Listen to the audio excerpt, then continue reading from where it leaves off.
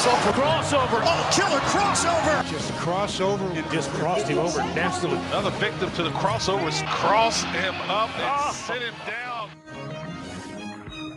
All right, time for the crossover. It's brought to you by Everlow Concrete Repair in Omaha at everlowconcrete.com. I'm supposed to ask you a question, Josh. Josh. Me? Yeah. Okay. This is from John. He said, ask Odson about the process of getting rings. He has a handful of them. So Ohio State just got their rings over the weekend. That's a quick turnaround for those rings. That is a quick turnaround. That is a pretty quick one. That's 3 months. I don't get mine in the spring. I get mine in the late summer, early fall.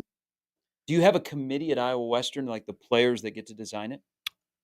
I think the coach is pretty much just, this is how we want it to look, and it has to be bigger than the one the year before. Now, how many some times, other teams win some rings and get a big ring? Ohio State ring. For people that were at the Jet Award, there's 3 they of got them. to see Josh's bling. Like, how many times a year do you wear your rings? I would guess no more than 3. Wow. Like, and even that feels high. 3 a year or 3 all time? 3 times a year. 3 times a year. That's kind of a lot. Really? I said it and it sounded high. You go to functions. Yeah. There's functions. I mean, Josh it's is a a man big- among the people. It is a big ring. 3 times a year you wear a It's suit. huge. 3 times a year. Yeah. year I you wear a your suit way ring. more than 3 times a year. But that thing is basically a trophy Really? on your finger. It Last is. year, yeah, easily. I mean, why? Give me all the reasons you wore a suit in 2024. I had weddings. I had 2 different weddings that I had to go to, so I wore a suit for that.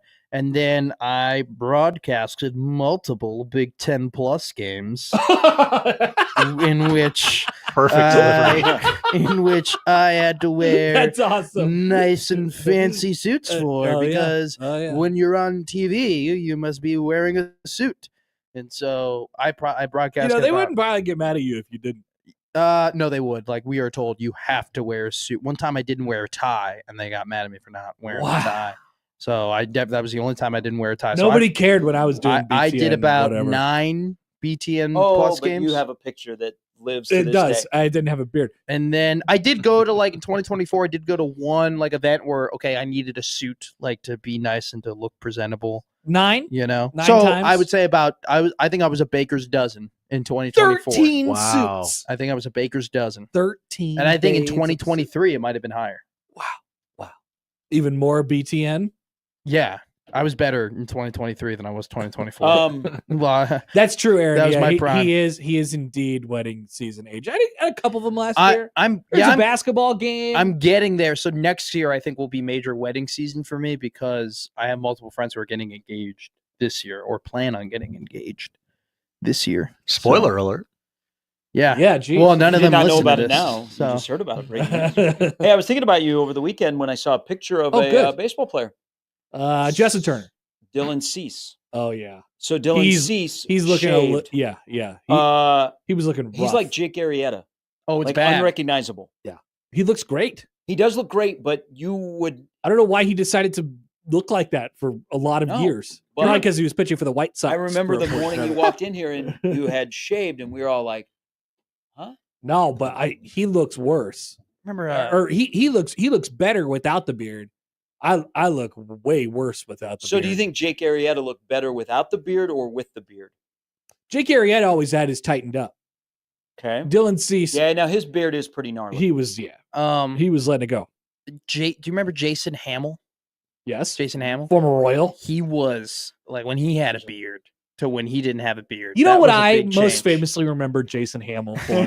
Tell it to me. You I want love to this. hear something? I love Let's this. take you back to September 30th, 2014. God, It who was- remembers the day? It was the American League wild card game, and he threw a slider that he thought was outside of the zone, and Salvador Perez went tink, and he hit it down the line. It was in the 12th inning, and the Royals win. They're going to the playoffs, and then they swept Mike Trout, I'm keep going. and keep then going. and then they swept the Orioles with like J.J. Hardy, Storm Yeah. Davis is And a then- pitcher. and then they lost in 7 and Madison Bumgarner and Madison Bumgarner only. Surely, Yeah. surely Mike Trout has been back to the playoffs since then, though, right? Oh, 0 times, Josh. Thank you for Wow. mentioning that.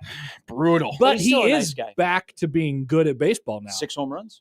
He's playing great. Well, unfortunately, he couldn't hit a grand slam in the very first game against the White Sox. That would have been awesome. Speaking of baseball, we had a crossover topic. Oh, look at our little boy over here. I'm not a little boy. He's wearing a Yankee hat. Okay. As he routinely does. I think he's a Yankee fan. Same with Nick. This is like the second time that I've worn. Well, I just wear a Yankee hat. It's 'cause more a than Yankee. second. But Nick is a Rocky fan.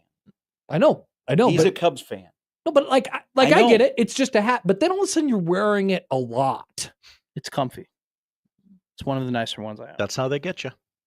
Why don't you just get a Cubs one that looks exactly like that? Do you see how much they look? It's blackjack or the Cubs hat. I mean, it's hard. I'm kidding. Time to give up blackjack. I'm kidding. Oh yeah. By the way, we have to do this. Got something? Pulling something out? Yeah. Oh. Somebody dropped by with some literature. Somebody dropped by. Somebody dropped by. How was Mike? Somebody dropped by for you. Why don't you take that pamphlet? Just a little literature. Should I read this?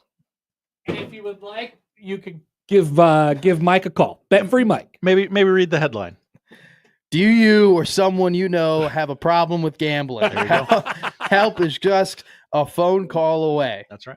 How to spot the signs. Would you know a gambling problem if you saw it in a friend, loved one, coworker, patient, or student? Okay, this is scary. You don't want to read much further beyond this because you know it's what it's going to tell you. I'm going to the doctor today, and they're going to tell me a whole bunch of things about myself that I didn't want to know. You're afraid that you might fall within these signs here? Not on those. Not on gambling. No. Okay. No, I'm okay there. Connor wins his bets.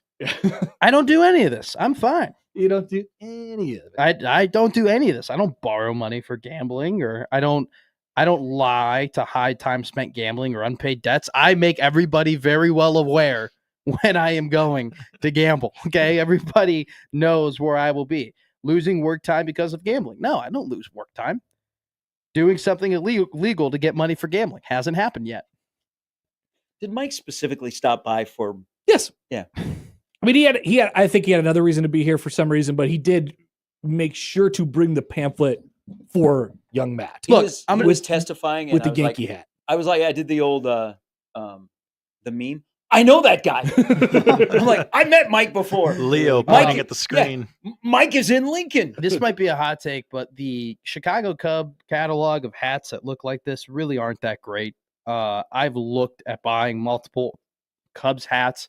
I really don't like a lot of what Cubs hats have to offer for me. It's not, the blue doesn't really look good on my head. And then they got these weird emblems and I don't know. The Cubs are past the point where they keep it classic. They try and do all this weird crap with the hats now. And that's just not me. But get it. You Do you like like the the new- Yankees. do you No, like the new I hat? like hats. He likes the classic NY interlocking. Who wouldn't? It's beautiful. Probably likes the city. It's a great logo. I've never been, but my sister might go to school there. So probably will make that as an excuse. Wear more Yankee hats then. Exactly. And she Get went them out. sent back to She you went out there to visit biannually. the school, and she had a Yankee hat on. So I guess we're a Yankee family now. Yankee no brim.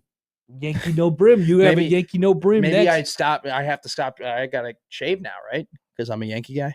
Well, you don't have to turn Italian. You know. I mean, some people think I You am don't have to Italian. shave now. I know that's stupid. I like that. I like that they had their weird rules. I like weird rules. No. This is a big night. Speaking of the Yankees, a big night for you.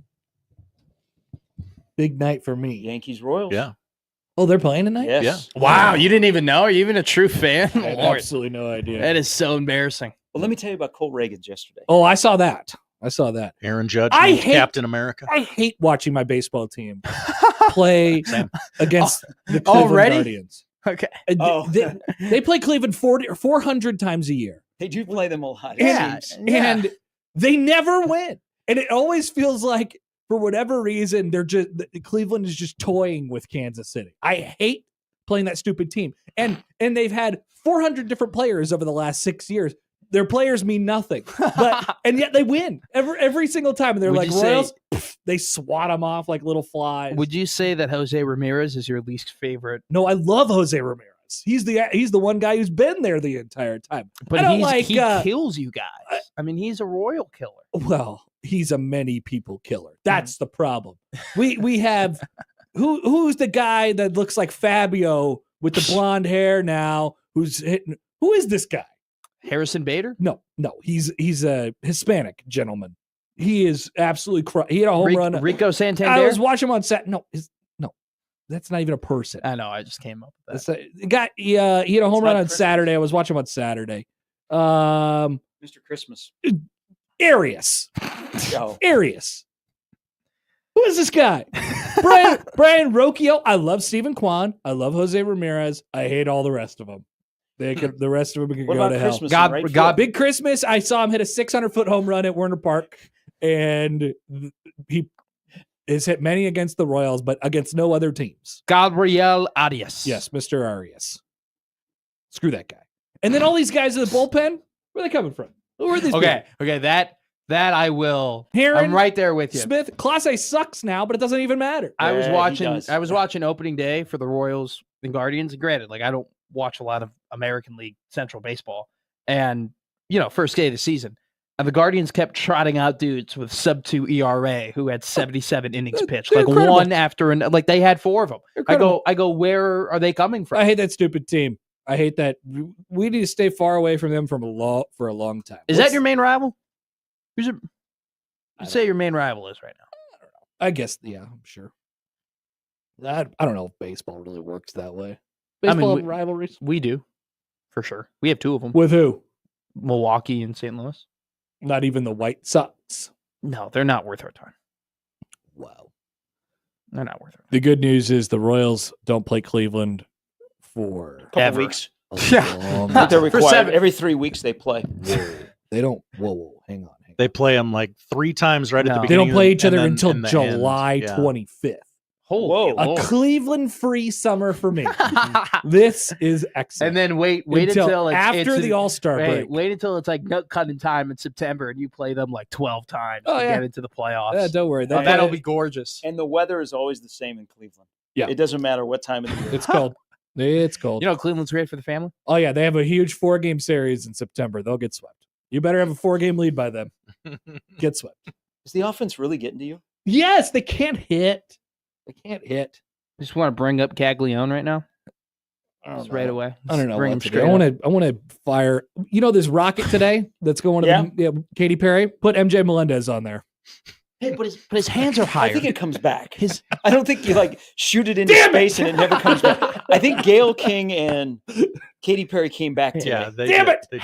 Happer, his hands are higher. I thought we were going to send them all up there and leave them. His hands are higher, Happer. His hands are higher. His hand should be lower. He's shorter to the ball now. Bury him in Shorter to the ground. ball. Come on, his hands are higher. This sucks. Come on, pass They're Coutinho. fine. Pass blocks will figure it out, He right? can't hit either. Salvi had a knock though yesterday. Hit a homer. Oh, can I ask this? Why the hell is Salvi's patch right next to the Nike swoosh? His C? Mhm. It looks terrible. It looks awful. It is disgusting. Where would It's you like to put it? on the other side? just put it on the other side. I don't know. Like put it on his right shoulder. I That don't way know. you got the Nike swoosh, and then you got the C, and it looks cool. He's got a little C above the swoosh. They put the patches wherever they want to put them. I They guess. do whatever the hell they want with those jerseys. They put the patches wherever they want to put It's the patches. disgusting. It's How- ugly. How long was this flight this morning? They're back. Less than 10 minutes. Wait. Okay, so you Is there a second one with Katy bad Perry- baseball players? Katy A Perry second got rocket launched has into hit outer the. space. Katy Perry got launched on a firework, is what I'm being told. That's right. Yeah, a literal rocket ship. Oprah was on there, or she was Gail- chilling on the Oprah's ground. best friend, Gail Gail. King. Oh, okay. So best friend. they But go Oprah off- was there. Oprah was watching. Sure. Got to support your friends. So it shoots you into space and then you come back It just down. comes right back Experience down. high enough and long enough to experience weightlessness, and then you plummet back down. Katy to Earth. Perry has experienced weightlessness. How much do you think that ran her? Oh, I mean, she's an influencer. She can do it Yeah. for free, right? Yeah. It's like when they send you the PR stuff in the mail. Open the box. They're sending the guys who do the crumble cookie on TikToks. They're sending a couple of those guys up there in space too. Exactly. They're influencers. Can you eat a crumble cookie? You need in a crumble space? cookie? We got to send some crumble And cookie if guys you'd in like to be space. just like me and experience weightlessness, Eat crumble cookie. why don't you send an email? We'll give you a quote. You never like that. So this isn't available to just the ham and egger. Out there that- no, Okay. not yet, not yet. It will be. It will be. You know what's made me But mad if you're as just well? going to go up and come back, like if I go up, I want to go to the space station. I want to hang out with those guys. You want to Nah, you explore don't the wanna go up space? there. You want to explore Why? the space if you How want? long does it take to get up there? Well, it's not like over, like a couple hours. Don't act like you guys know. You guys have no idea. That's why I asked. It is might be It a day. takes between 4 hours and 3 days, somewhere in there. Okay, I would rather do the 4-hour one. Katy Perry's could be flight like- today was 8 minutes. You can Okay, be so 8 minutes. so that basically that's just hopping on a roller coaster. yes. Hey, you could be like those people who got stuck up in space for months. Remember they sent them up and they thought Yeah. they would be up there for like 2 weeks, and then they ended up missing football season. They do this thing in Vegas where you can fly up in a little plane and then, you're in private for a couple minutes and then you go right back down. Why don't they do that but in space? But that'd be cool. When those people got stuck in space in the summer and they weren't coming down until January, I was like, man, if I was up there, I'd be so pissed that I'd be missing football season. Like, I'd be like, I don't care what you do to me. Like, you got to find a way to put the Bears games on in this space station. Can you imagine that? Can you imagine So going up Missing a Bears game? I missed there? many. Jeez, could never. Katy Perry was determined to sing in outer space. Did she sing? Yes, she sang "What a Wonderful World." I Wow, believe. she didn't even do one of her own. Right? Wow, that's She didn't crazy. do firework. I mean, that's kind of closed What a quarters for ripoff. that sort of Yeah. thing, right? Like, hey, keep it down back there. What, you wanted to do California Girls on the in space? No, yeah, yeah. I mean, I figured it would have been easy, slam dunk, firework, send it back down. Do an extended 8-minute version. An extended 8-minute version. Yeah, she's got a couple more special space verses. She said it's not about me. It's not about singing my songs. It's about a collective energy and making space for future women. Oh, Katie, I had no clue. space. Thanks for telling us, Kate. Appreciate it, hon. I think I'd rather go to Vegas and pay less, where they get Me on the too. thing where they put the harness over you and then it Yeah. shoots you straight Yeah. up. Oh, that's scary. No. If you can get over the initial fear before it starts, you're okay. Well, that's everything Because it in happens so life. quick, Mm. and then all of a sudden you're up and you're like, okay. I went on those giant drops. Those are my don't least like it. favorite rides. When they just drop you. So Yeah, good. I think, I mean, what happens if your daughter is a big roller coaster person? They want to go to Space Mountain and ride it multiple times. I got you one better, kid. How about space? Mom and Dad have worked very, very hard. Set And your we're going to sights give you higher, an kid. 8-minute opportunity. As John Cook said, dream big. You know what? Speaking of this, I don't know why I thought of this. Something triggered my brain earlier. You ever work with any companies, or have like relationship with any companies where you cannot cancel their services Yes. on the internet? You have to call them. What's up with that? It's a scam. That's what it is. No, They it's wanna not a keep- scam. They're performing the services adequately. It's fine. It's a fine product. It's an invitation. But But you know why they do that? They're like, you're not going to call. Because you're not going to call. Well, or when you call, they can try and persuade you from not dropping. And so SiriusXM is the perfect one. Yeah. Oh yeah, yeah. Many cable companies, for the record, and that's not even what I'm talking about. I'm talking about something different, but I don't want to talk about it.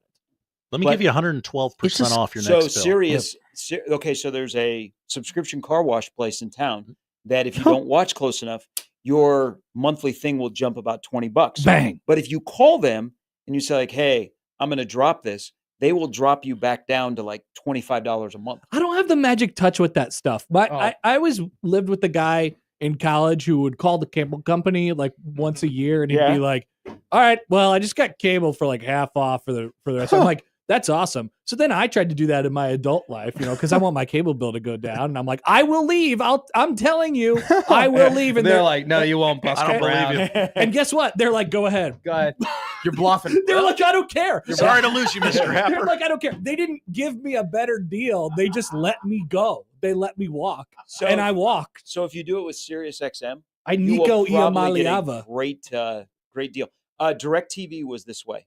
Like, you know how people would drop it after football? Yes. DirecTV would talk you into a great deal to stay. Good job. So But you could scam DirecTV by just call them up. just calling them and going, "Hey, I'm going to drop," and so they'd have to give you this great deal. SiriusXM is like the big one right now. So we were in Hilton Head, and my mom tried making a reservation for a dinner on Open Table. Couldn't find it. So I go, I'll call. Let me go and call the restaurant. So I call the restaurant, And they're like, "Oh, yeah, we do open table. Actually, we just had a table open up right now. A literal open table. Literally opening.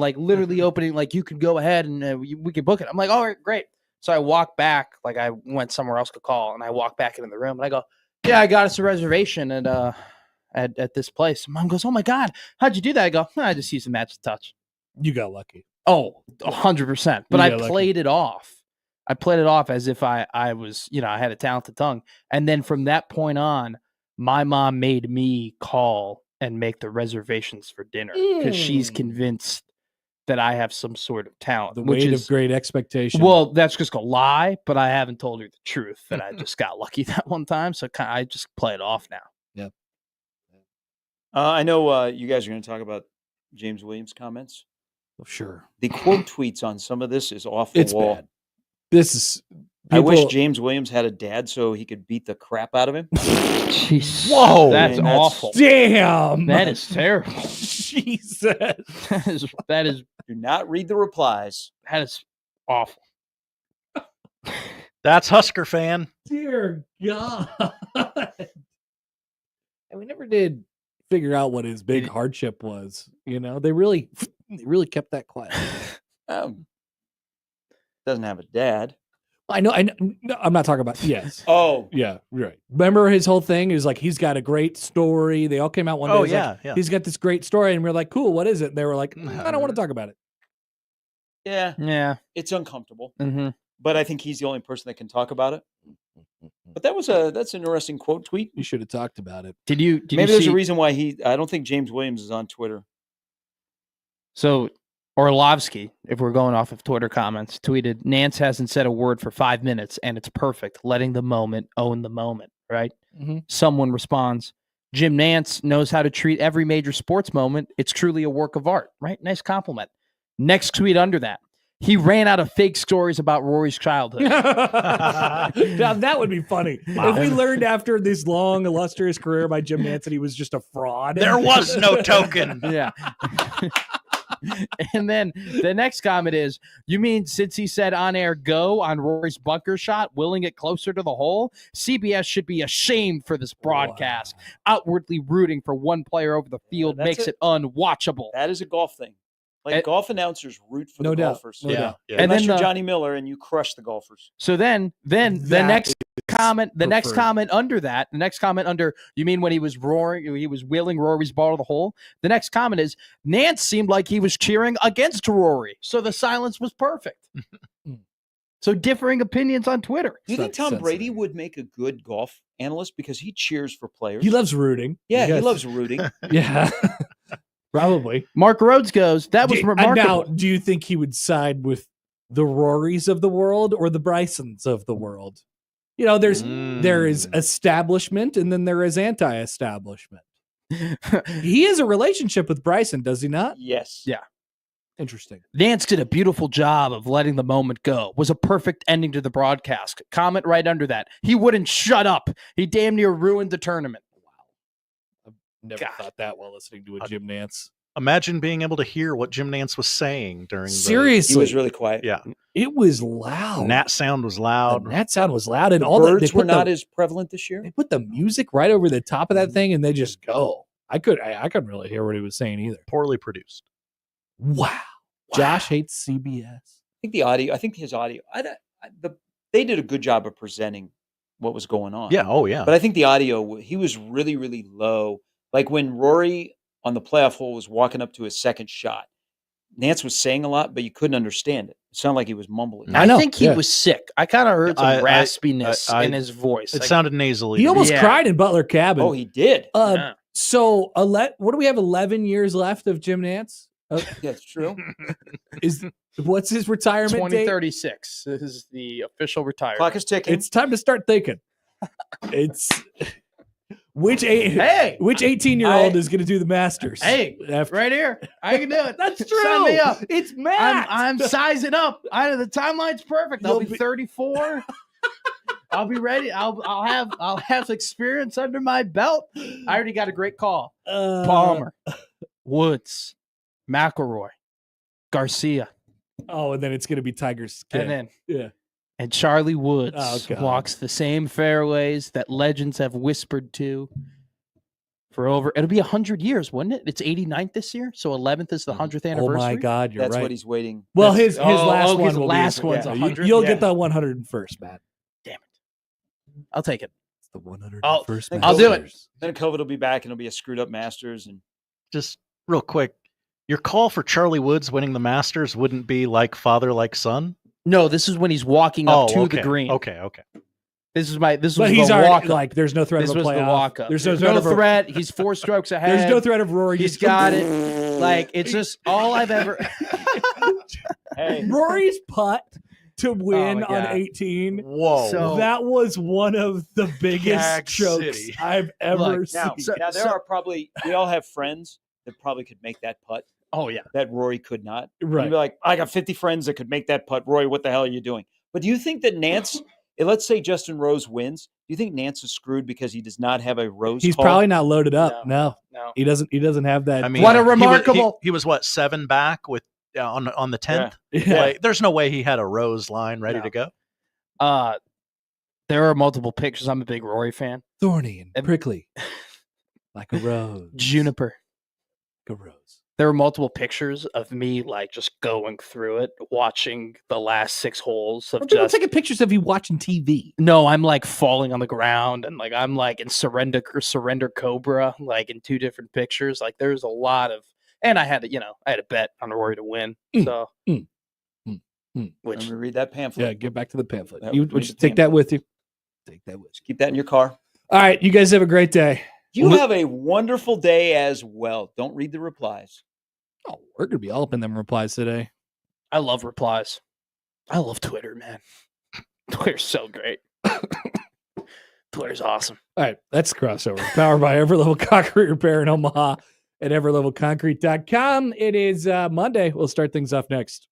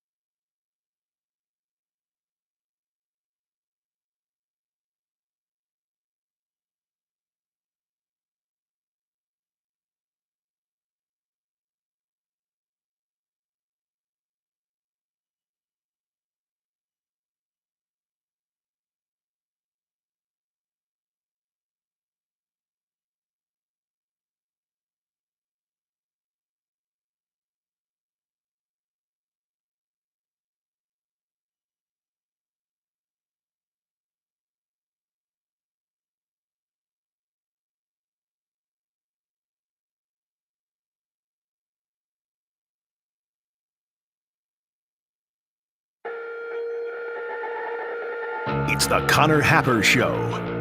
Are we sure we want to do this?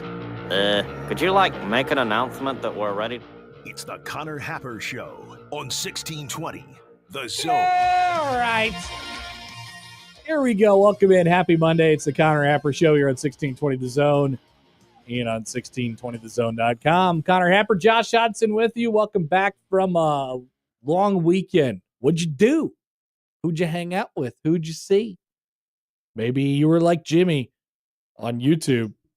Hi, Jimmy. Who says, I miss most of the Masters because it was too good of a weekend to stay indoors. Now, some people have fixes for this, and they put a television outdoors, or they listen on the radio, Classic. or they watch on their phone, or something like that. Or you could time out your outside time before the Masters really gets good. Sure. Which is what I did on Sunday, Okay. Josh.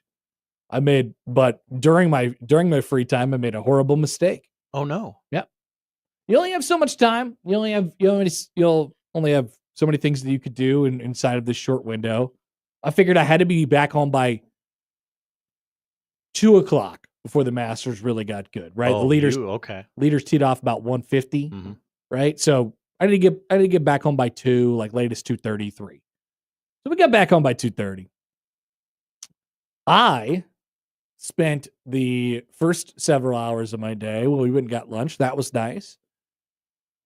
And I took my 8-month-old daughter to the zoo Yeah, you did. for the first time. And let me tell you, Josh, what's the population of the state of Nebraska these days? Are we at 2 yet? Let's for argument's sake say, yeah, we're at 2. There was 2 million people at the zoo. Yeah. It was 77 degrees. It was lovely outside. It was the first day in which it was lovely outside, really. And it was quite the experience. There was a lot going on there at the zoo, Josh. Were you able to enjoy it? Yes. It wasn't about me. Were you able to get through the aquarium? I told her, I told my wife, I said, I think what we have to do is we have to take her. I think the aquarium is maybe one of the only things she would even halfway understand. Mhm. She's 8 months old. She doesn't know what's going on. Right. But when you're surrounded by sharks inside the aquarium, you kind of look around and, Ooh. do all those things. She can't really say words or understand what's what, but she sees it. Right. If I had to go into the orangutan forest and hey, look through those trees right down there, and there's where the orangutan, she can't do that, So yes, it was good. Trial run. Next time we go back, it'll be on a cold Tuesday at noon. That's the goal, Josh. Okay, So okay. next time, if I take a day off randomly in the middle of the week, just know that's where I'll be. Let's go to the zoo. I'll be at the zoo. Zoo day. That's exactly right. I went to the zoo.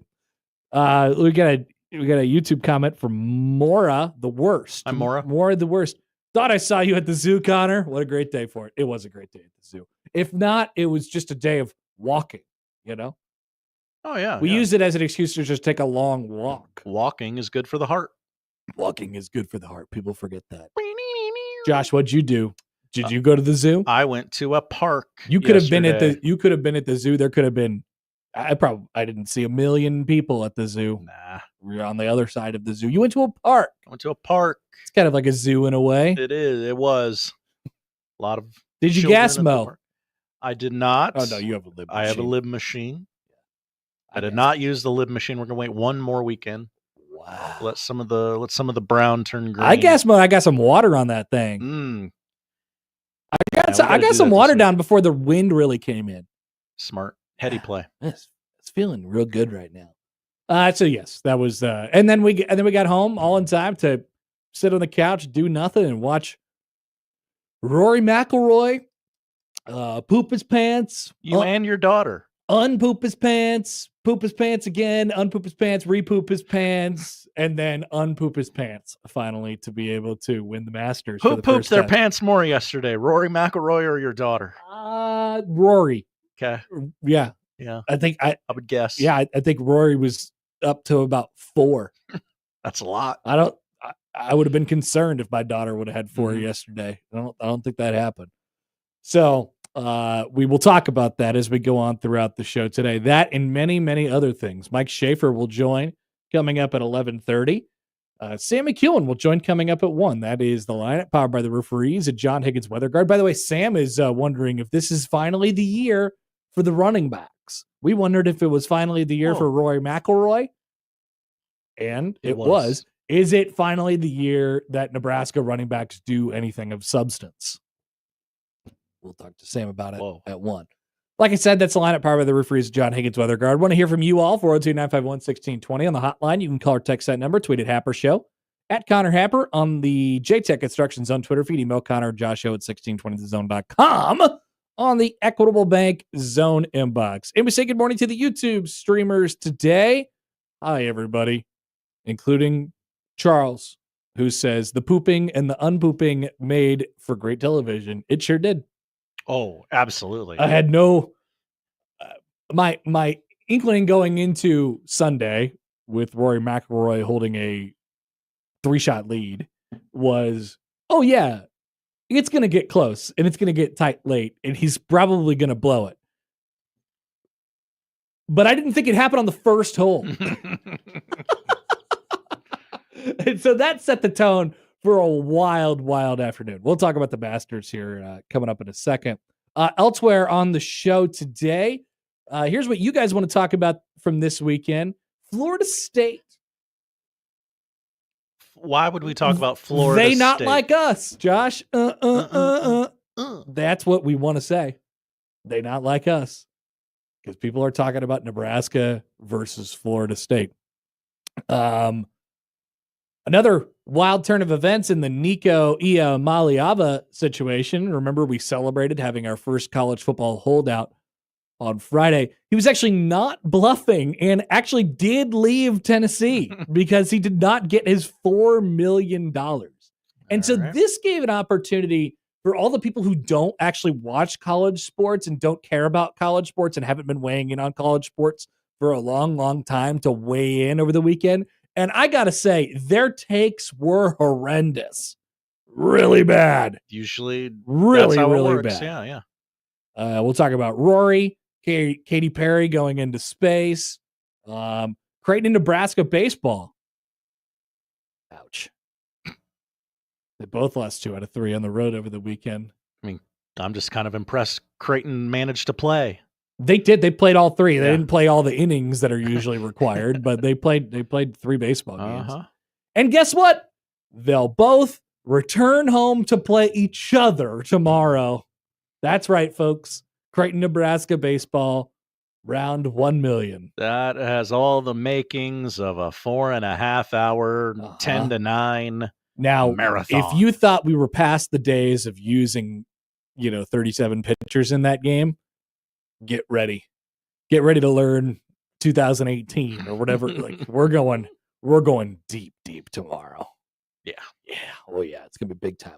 Also, before we take a break here, I'd like to read a tweet from Jordy Ball. Jordy Ball has tweeted, not into the show, just publicly. Oh, okay. Sorry. She says, if somebody reaches out on Facebook asking for money and saying they are me, they are not me. Do not send anything and please report the account. That is from Jordy Ball. So if you get a message on Facebook or on Twitter or on any of the various websites from Jordy Ball and Jordy Ball asks you for money, please do not send Jordy Ball money. So you're saying that that's not Jordy Ball I've been talking to. Do not. Jordy Ball asked you for money, Josh? Yeah. It seemed reasonable. I asked for an autographed 9x10 and she said, well, if you send $3,000 in iTunes gift cards to, and she gave me a P.O. box, which I thought was a little suspicious. What's your soch? Yeah. So damn it, I was so sure. Mike Ultra writes in, I sent her $6,000. Same, damn Mike. Damn it. Why did I send Jordy Ball all that money? This is like when Scott Frost was selling those iPads. Those MacBooks. Those MacBooks. Trust me, I am real Scott Frost. I don't know why people are saying this about me. That was the best day. That was awesome. That was fantastic. And of course, we'd like to thank all of you who are watching along and reacting on Facebook, which is the best platform for the best people. Those are our people. We love them. Back after this to talk about the pooping and the unpooping on 1620 The Zone. Upon further review, the host point is good. The Connor Happer Show returns in minutes on 1620 The Zone.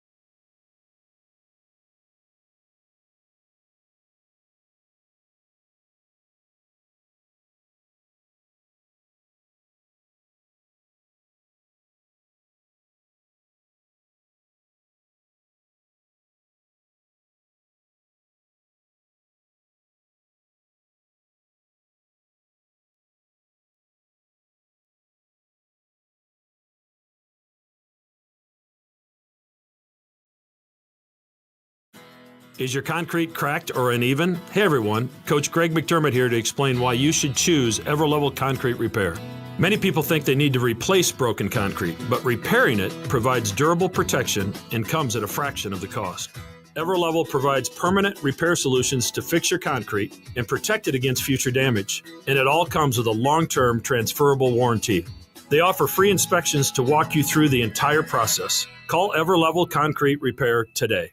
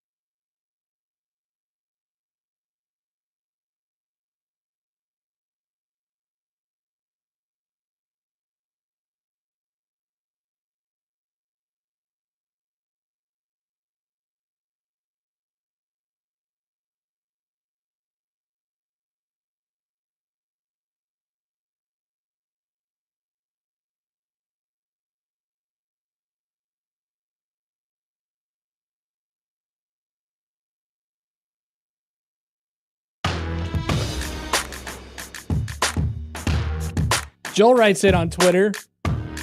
He has a proclamation. Hi, Joel. I just want it known that I am not asking for money, but I am not turning it down either. Good caveat. Yeah. We sent that one a retweet just so everyone knows what Joel's intentions are. I don't want money, but if you give it to me, I'm not going to say no. Yeah, we're not giving it back. Right, exactly. All right, yesterday, the 89th Masters. Silence from Jim Nance for the entire round of golf, but especially in that 5 minutes after Rory McIlroy crumbled to his knees on a playoff hole and won the thing. Starts the day up, immediately down.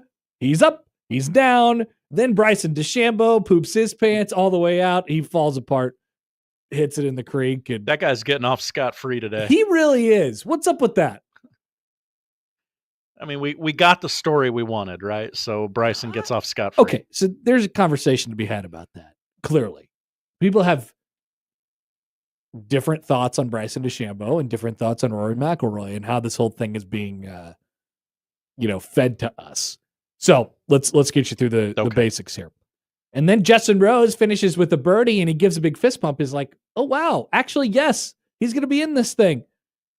And then the moment of the tournament, in my opinion, this is what I will remember most. Not Rory crumbling to his knees on the playoff hole and letting all that emotion out, which was great.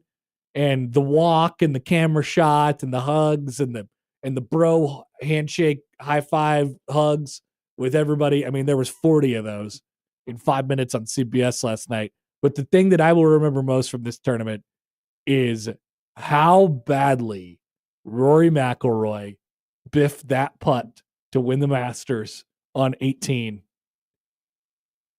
I mean, I cannot, yeah. Oh no! Disaster! What a bad idea! All-time poopy pits. I mean, he there was pretty much no doubt that he was going to miss that.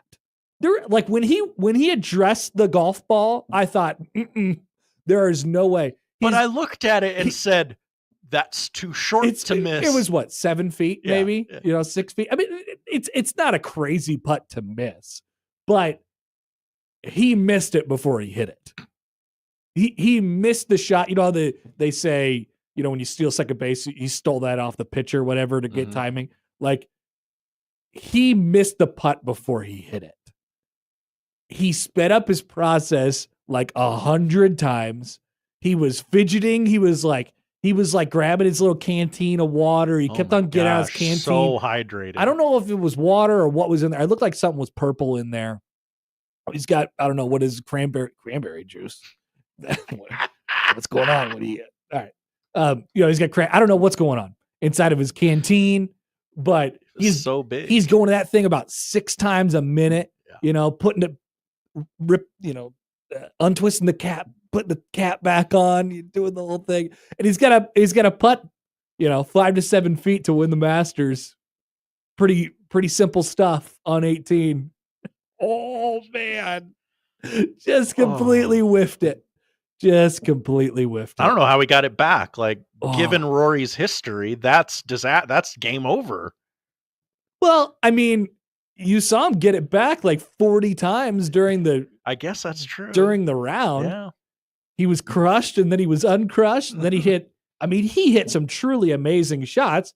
And then obviously the one on the approach shot in the playoff hole, after Rose kind of put the pressure on him with a nice approach. They were throwing haymakers in that playoff. He just he decided that he didn't really need the putter at all. He's like, well, I can do tap-ins. If you give me anything from 7 feet or out, I'm in big trouble here, especially if I'm up a shot. But if you give me some tap-ins, if you give myself some tap-ins, I'll be in pretty good shape. And that's exactly what he did. That was incredible theater. Incredible theater. Yeah, that's about the perfect scenario for CBS. I like it when guys like have a thing that, like, Rory, this has been his bit for a long time now. Blowing it? Yes. Okay. Yes. I agree. He cracks under pressure. And so you knew going into it on Sunday that it was just going to be this insane pressure cooker. And I was generally happy to see him get out of there, with the win. But I think there's a conversation to be had about this, because I've sensed that it's a bit of a split issue in the case of Rory McIlroy. Do we like it? Are we excited for him? Are we happy for him? I think most are. Keep in mind what the alternative was. It was either Bryson DeChambeau for about the first 9, as they call it at the Masters, not the front, the first 9. Careful. At the Masters. And then it became Justin Rose, who is not a particularly, rootable character just for Americans. I think nothing of him. I suppose it is. But Rory, I can't lie. It's a good story.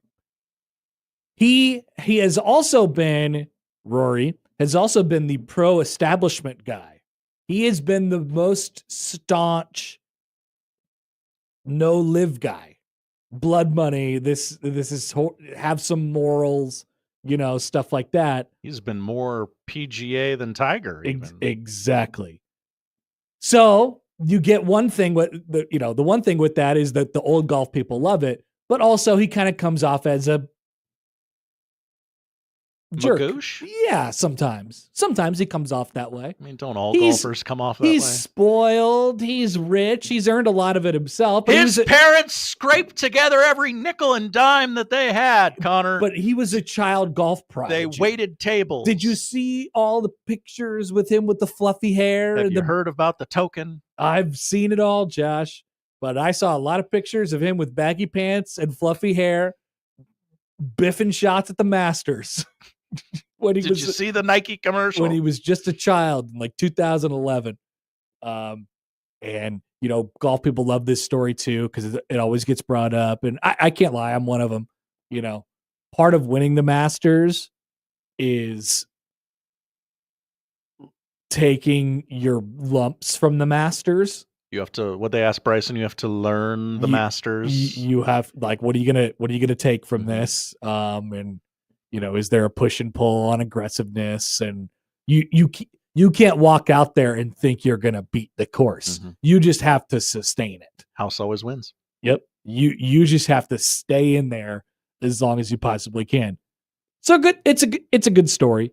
And I do love, like I said, when dudes have a thing that they do, a thing that always gets them, the backstory. And then that exact thing is what they have to fight to beat. And for Rory, it's just himself. Or he, potentially succumbs to this. It looked like it could have gone either way on Sunday. And that was absolutely as good as it gets for drama.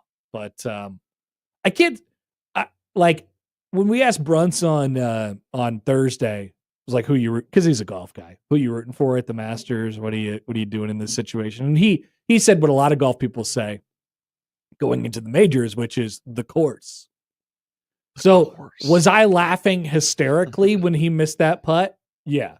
But was I also kind of crying along with him when he was walking to the clubhouse, giving everybody bro hugs, or Butler Cabin and giving everybody bro hugs and, hugging everybody? Yeah. I could appreciate both. I could see how the emotion was just immediately exhumed from his body.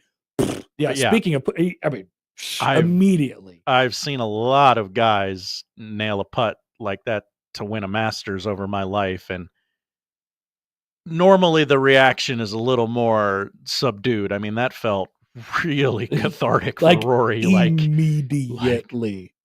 Wow. Black Cat says, this means something to him. Okay. The snack walking down 18 was a wild move. He was just so fidgety. He had to get his hands on anything. The power bar walking up 18 on the Masters with a one-shot lead. It's incredible. There were a number of times during Rory's round where I'm like, oh, they'll let you do whatever you want while you golf now. Like, I've never seen a guy, rip from a canteen before. The canteen is great. And granted, I don't watch golf. I watch the Masters. That's about it. But this guy's eating a snack. He's got cute little club covers. Like, I'll let you do whatever you want now in golf. Yeah, I mean, just ask Bryson DeChambeau. Thank God for showing up. I would not have had that and it wouldn't, like it or not, at the Masters. Bryson kind of represents the social media age. He is really, I think, he's done a lot for himself from a public image standpoint over the last couple years, and it's still not for me, for the record. Did he have a camera crew following him around on Friday? I'm sure. For YouTube? Because ESPN wouldn't show him or whatever. I read that headline and I go, am I being tricked by the internet? He seems a little phony to me. I've heard this about him. I don't know enough to rule. He seems a little phony to me. So it would not have been the same. And once again, you're in front of a Masters crowd, but it gets younger and younger by the year. There would have been a big roar for Bryson DeChambeau, and people would have been very happy for Bryson DeChambeau, but it became clear after 10 or 12 that wasn't going to happen yesterday. And so we got the best story that I think was out there probably, and a really great finish. Mr. Canteen himself just need a few more rips of that canteen. Canteen boy. Canteen boy.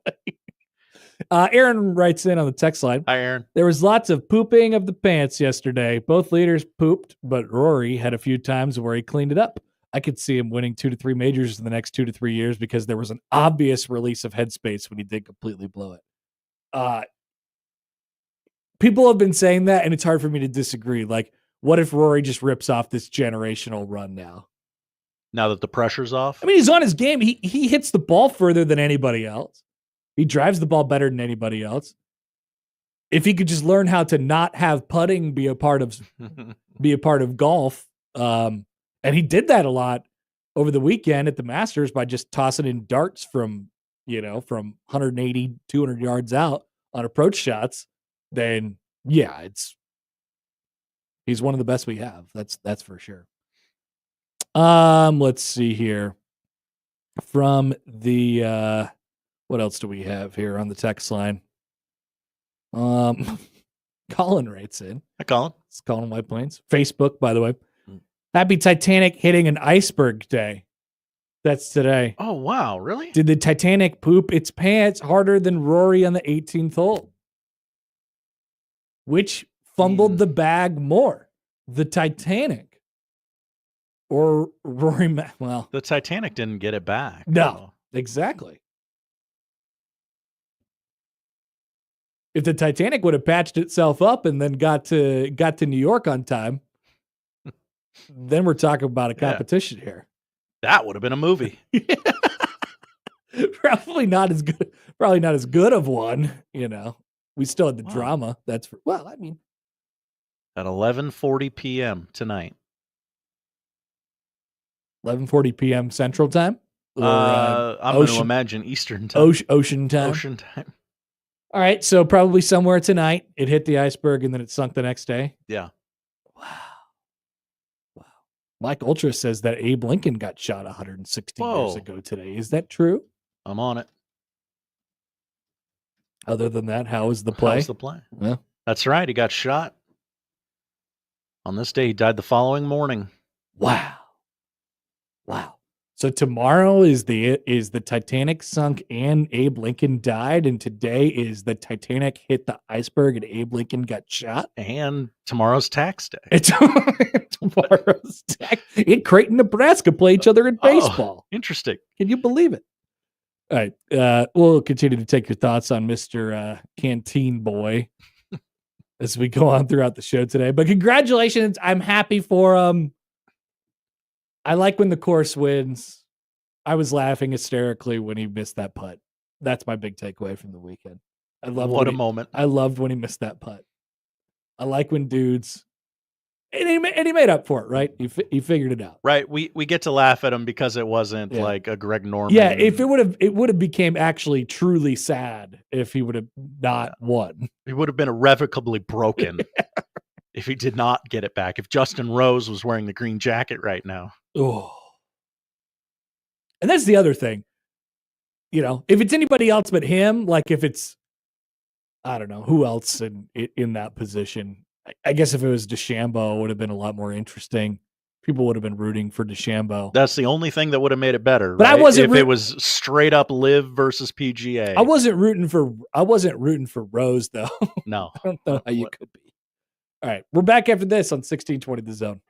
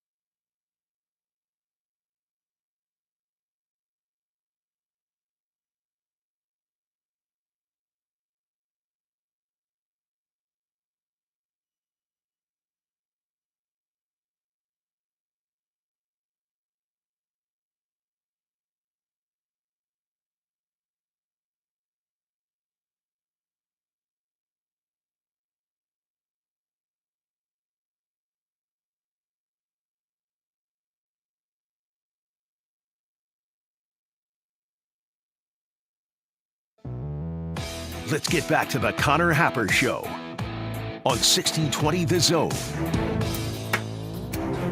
Charles writes in on YouTube, are we going to talk about how DeChambeau cried about Rory not talking to him? Oh, no, really? Oh, yeah. Did you see that? No. They were playing around together. They weren't talking? They weren't really playing it. They didn't. I mean, I didn't see them really interact with each other. I guess I really didn't, now that I think about it. The entire round. It would make sense for them not to. Oh, playing around, not playing around. Yeah, they played the final round of the Masters. Yes. Together. I thought you said they were partners. playing around with each other. Oh. And I'm like, no, I didn't see them playing around with each other. No, they were playing a round of golf together, the final round of the Masters. Right. Josh, thank you. No, they did not have any interaction whatsoever. And let me tell you this. Rory McIlroy, and I got a 3-shot lead at the Masters or 4-shot lead at the Masters, and everybody's telling me how I crap my pants at the Masters, and it's been true for my entire life. You want to know who I'm not talking to? Bryson DeChambeau. Okay, yeah. I'm just not. Did you hear both of their approaches? Because the media, the corrupt media, That's right. they asked them Lame stream media. They asked them each on Saturday night what they were going to do. What are you going to do on Saturday night? You know, how's this one going to sit with you? And so their answers could not have been more different. And Rory was like, I don't know. I'll sit around and have, I don't want to do the accent, but he sit around and have some dinner. I'm not gonna look at my phone. We're gonna keep that away until tomorrow night and stuff like that. I'm gonna talk to my wife, not wife. Right. That's a weird situation. But he was just like, I'm laying low. I'm not doing nothing, and I'm gonna make sure that this temple remains unimpeded by the outside world. Basically, that was the translation.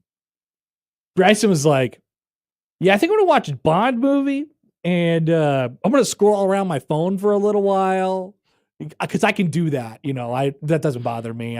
He said that. Oh, wow. And I'm like, oh, Jesus. Shots fired. This guy is, he is infuriating. He is not a person that I would want to hang out with at all. Is it better than it was 5 years ago? Yes. Seems like a bit of a Dean Blandino still. So, after their rounds, after Rory had won the Masters, somebody asked, stupid idiot media people were like, hey, did you talk to, how was Rory doing throughout the round? He's like, he didn't say a word to me. He didn't even look at me. He didn't even say a word to me. He's like, no crap, Bryson. Why would I want to talk to you while I was playing golf? You would be the last person. Persecuted victim complex incoming. While also complaining about people making themselves the victims in society today. Mm-hmm. It's very interesting, isn't it? Okay. O-Trip says Rory didn't deserve to win. Whoa. Yeah, he did. I don't know. I feel like Justin Rose almost took it. When you are able to uncrap your pants in the way that Rory McIlroy successfully did that a handful of times, you earned it, I think. Black Cat writes in. Hi, Black Cat. It's 11 a.m. and we still haven't talked Creighton's latest commit. Serious lack of honking. Where's now people are mad because we're not honking enough. I like the commit, by the way. Josh, did you know that Creighton got a commit over the weekend? Not until I read the prep sheet this morning. Really? You didn't hear about Austin Swartz? I did not hear about Austin Swartz. How could you not? Former top 75 recruit. He could shoot the hell out of that thing. He could shoot it. Does Creighton need another guy who can shoot the hell out of the ball? Oh, you bet, Josh. You need a dude coming off the bench and shooting the hell out of that thing. Okay, now here's the deal. Can He make only a top shot 75 recruit come off the bench? No. Okay. Well, I mean, yes, in this case, I think. He only shot 30% from 3 last year. That is not shooting the hell out of that thing. That's but right. Where did he play college basketball last season? Do you? Miami. Dumpster fire. Remember when Jim Larrañaga quit on Christmas last year. I don't remember it being on Christmas, It was but I'll like, take your word for it. It was like the day after Yeah. Christmas. Yeah, it was. He was like, I think I'll just go home now. And so they were a disaster, and nothing that happened at Miami last year mattered. That's right. So the guy goes into the portal, and he is immediately, in my mind, reverted back to what he was as a top 75 recruit in the class of 2024. There's your honk. Honk, honk, honk, honk, honk, honk, honk, honk. Now we are going to talk about James Williams. J-Dub. James Williams. What have you done? The sack man, Josh. What are we doing here? We loved the sack man. And then did we? Well, yeah, we used to love the sack man. Okay. And now I'm not so sure we do anymore. Let's go to the video. The personnel. Hold on. This is from the warchant.com, a podcast, Florida State. And this is an interview that commonly, this happens in college athletics these days, is set up by and run through the NIL collective. So it's like brought to you by whatever the stupid NIL collective is at Florida State. Okay. Oh, and we have a whole Nico Iamaleava situation to talk about later. Don't worry about that. So why don't you just listen to this? It's like a minute plus long. You tell me how bad you're triggered after this, because it triggered some people on the internet over the weekend. Here he is. I mean, the personnel, it almost sounds like you're talking about, and I don't want you to disparage anybody, but it almost sounds like you feel like there's been an upgrade in overall talent and versatility that Tony has to work with here in Tallahassee. Is that an accurate descriptor? Let's pause, Josh. All right. Is that a leading question? Is that a leading question? Now, I have to admit, I'm distracted by the sponsorship of their YouTube page. Didn't know you could do that. And secondly, yes, very much a leading question. All right, we'll let James answer. We'll see how he handles it. Yeah, I'd say it's pretty accurate. That's no like disrespect to my boys from Nebraska. Obviously, a lot of them still play there. I love and appreciate them. I just think like some of the guys that we have down here are built different. Not like again, literally no disrespect. It's literally like we went from Ty Robinson, who will be a second round pick, should be a first round pick in my opinion. He's a dog. He weighed 290, 300 and was like 6'5" and moved well. Daryl Jackson makes him look small. And again, no disrespect to Ty. He'll be a dog in the league. He'll be great. Daryl Jackson makes him look small. A lot of the guys in the D-line room are like that. It just kind of like that Southern mantra of guys from the South who are, big, like the not like the big corn-fed boys, but not corn-fed, if that makes sense. No, I know what you're saying. Yeah. Like it's just bigger bodies, different speeds. Obviously, football reigns supreme down here, so it's a different speed. But I'm really liking where we're at with our guys. I really like that where we're at in the defense and where we're at like throughout spring ball. There's a couple of things to clean up, but I think we're going to get it all done. So the no disrespect counter was at 2. I thought it was higher than that. It was only at 2. For the record, 2 no disrespects. So there's a couple I think pain points in there for Nebraska fans. When you say go on, this blew up. This took over Nebraska's social media over the weekend. This was like the Bigelow, of 2 weeks ago. All right. I mean, seriously. No, you're right. It's the only thing anyone wants to talk about today is that video. Anyone to talk about. Maybe it's over by now, but it was definitely the thing over the weekend. So the line that really got me that I could see is like, oh my God, they're going to hate this is, football is like the only thing here. Yeah, that's right. that's the one. Oh no.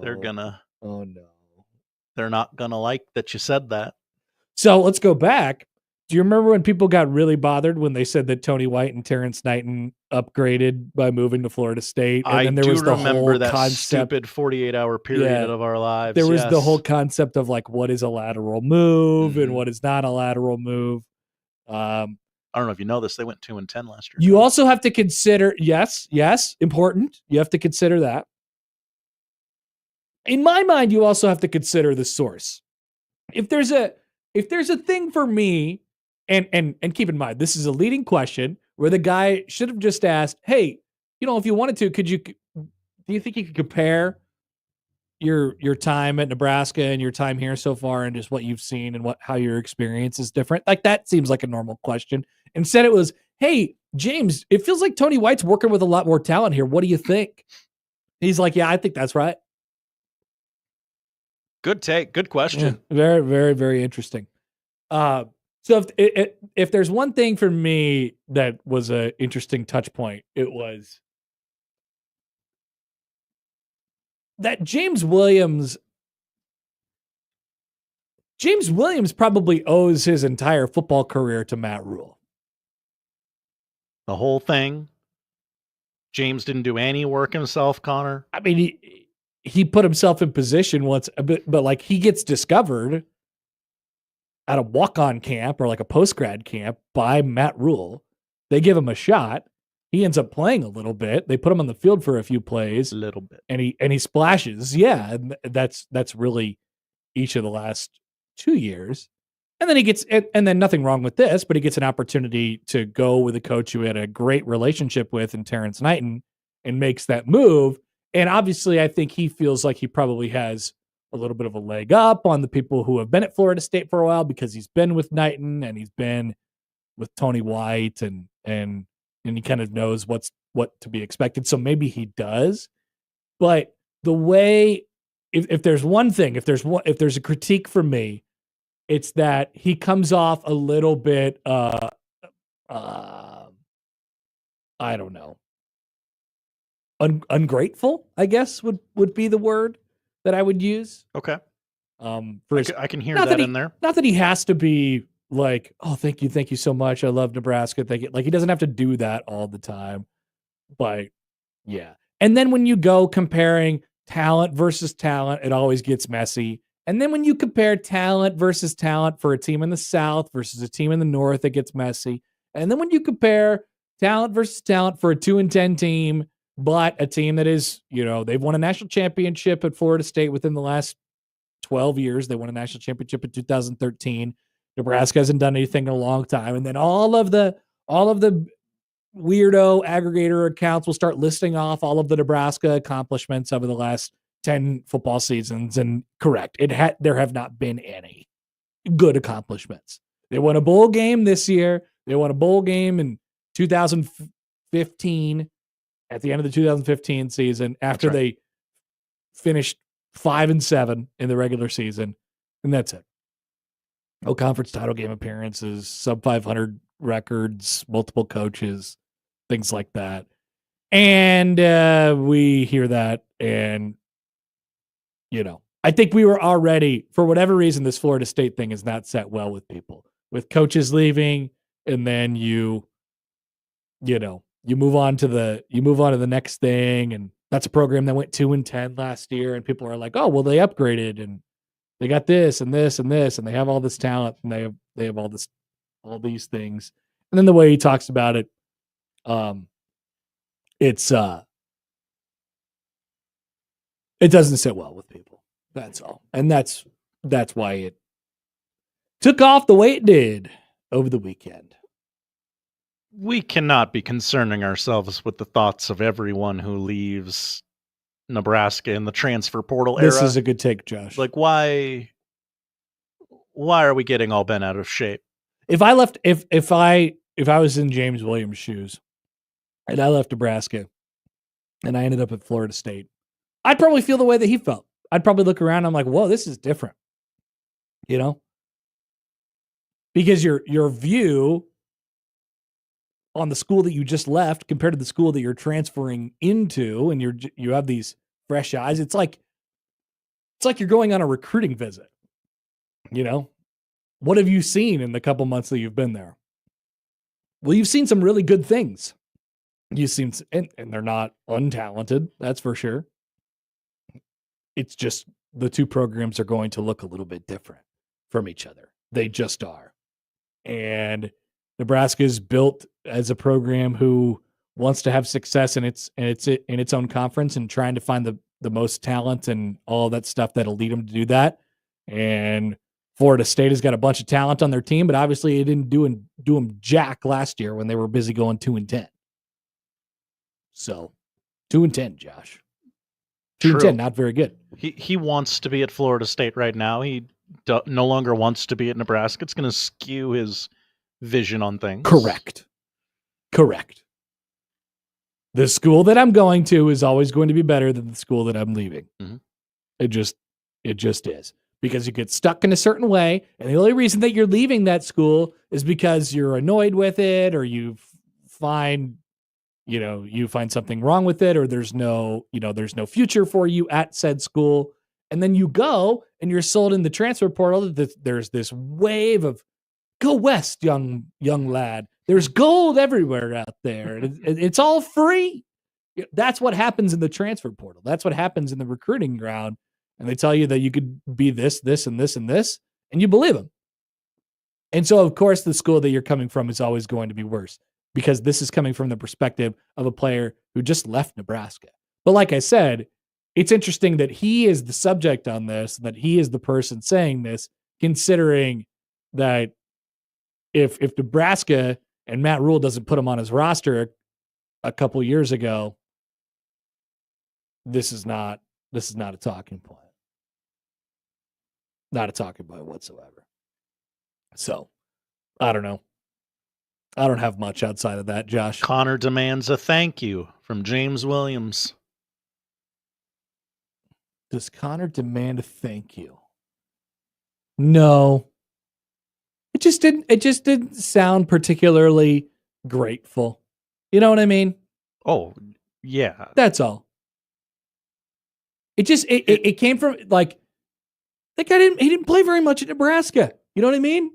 He was a good player. Mm-hmm. I think people liked him. He was a situational pass rusher, and I'm talking about situational, Josh.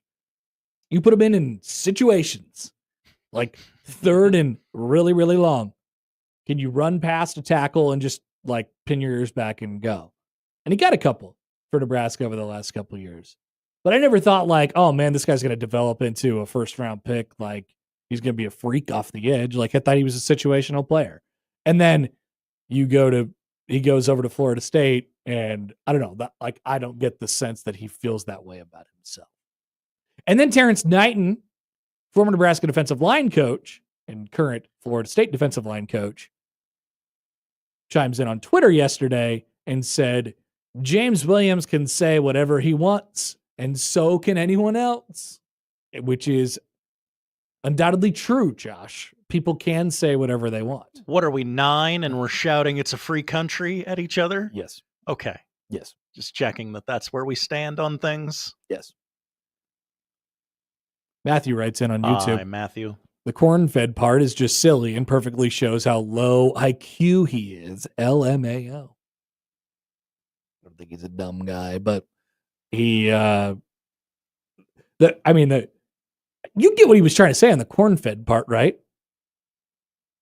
Players look a little bit different. Big beefy boys. Yeah, they tend to be a little bit huskier. Playing for speed right, down there in Florida. A little thicker. Yeah. Stuff like that. Doesn't mean they can't hold up, right? Doesn't mean they're better or they're worse. Lots of holding penalties on Nebraska this year. Venmo Chris writes in. Hi, Venmo Chris. I didn't think that was that bad. Why are Husker fans so soft these days? As a fan, it's annoying seeing so many people with such a crybaby attitude. Interesting. Don't put it on the internet that I said they were soft. Venmo Chris said that. Yep. Aaron writes in. Hi, Aaron. First thing that I said is, that's a leading question. I'm not triggered for the simple fact Florida State was a horse's butt last year. Of course he was going to say something like that. Nebraska fans just ignore it. Who cares? I really thought that was the direction that we were headed with this. I thought it was going to be like one of those things that kind of just that sits out there for a little while. And by the way, it did sit out there for a little while. That interview happened on Wednesday. Today's Monday. And then gained some steam on Friday, Saturday in the Twitter. You tell me. They probably should have left it alone. But there's too many people out there with too many eyes. There's too many aggregators. There's too many people watching all of the things. Why are you watching the war chant? Why? Why are these people watching the war chant? I had to Twitter search Huskers just in case something popped up. Oh my gosh. Yeah. I'm a journalist. No, I don't. Oh, you're talking about the fake. Yeah. The people with Twitter accounts. I run an aggregator account. People depend on me. Oh. So that was the drama from over the weekend. Hopefully everybody got in, their opinions on that and things of that nature. I just did. I don't have very many, Josh. I don't know how you could have very many. I hope James Williams has some success. I hope he keeps those those framed Husker jerseys pinned to the wall. He's got him in the background there. Yeah. Just ignore it. That'd be my advice, but we can't. So we end up talking about it for 15 minutes on a radio show the following Monday. All right, Mike Schaefer is going to be our guest on the other side. We have many things to ask Mike Schaefer. Like what? About James Williams and how stupid he is for saying the things that he said. How do you get a podcast sponsor? Schaefer, he knows. Oh, yeah. Some of the things that Matt Rule had to say over the weekend and a return of a game that we play with Mike Schaefer from time to time. Coming up next on 1620 The Zone.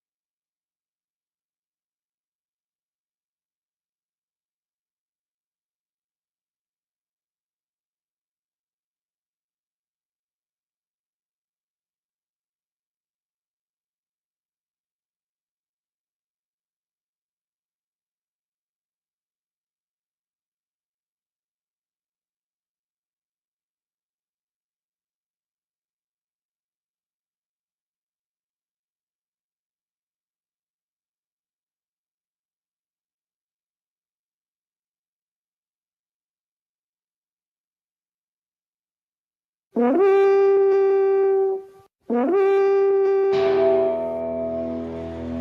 the Guardians. Yeah, I have statistics to back up that we have people that listen. Mike Schaefer. Anytime there's sort of a debate as to who can do something, Happer would always put his name forth, for sure. Husker 24/7 on the Connor Happer Show on 1620 The Zone. I could be a star. All right, we're getting connected with Mike Schaefer of Husker 247. I'm sure as long as he gets his phone switched over to his car audio, that'll be happening here in a short moment.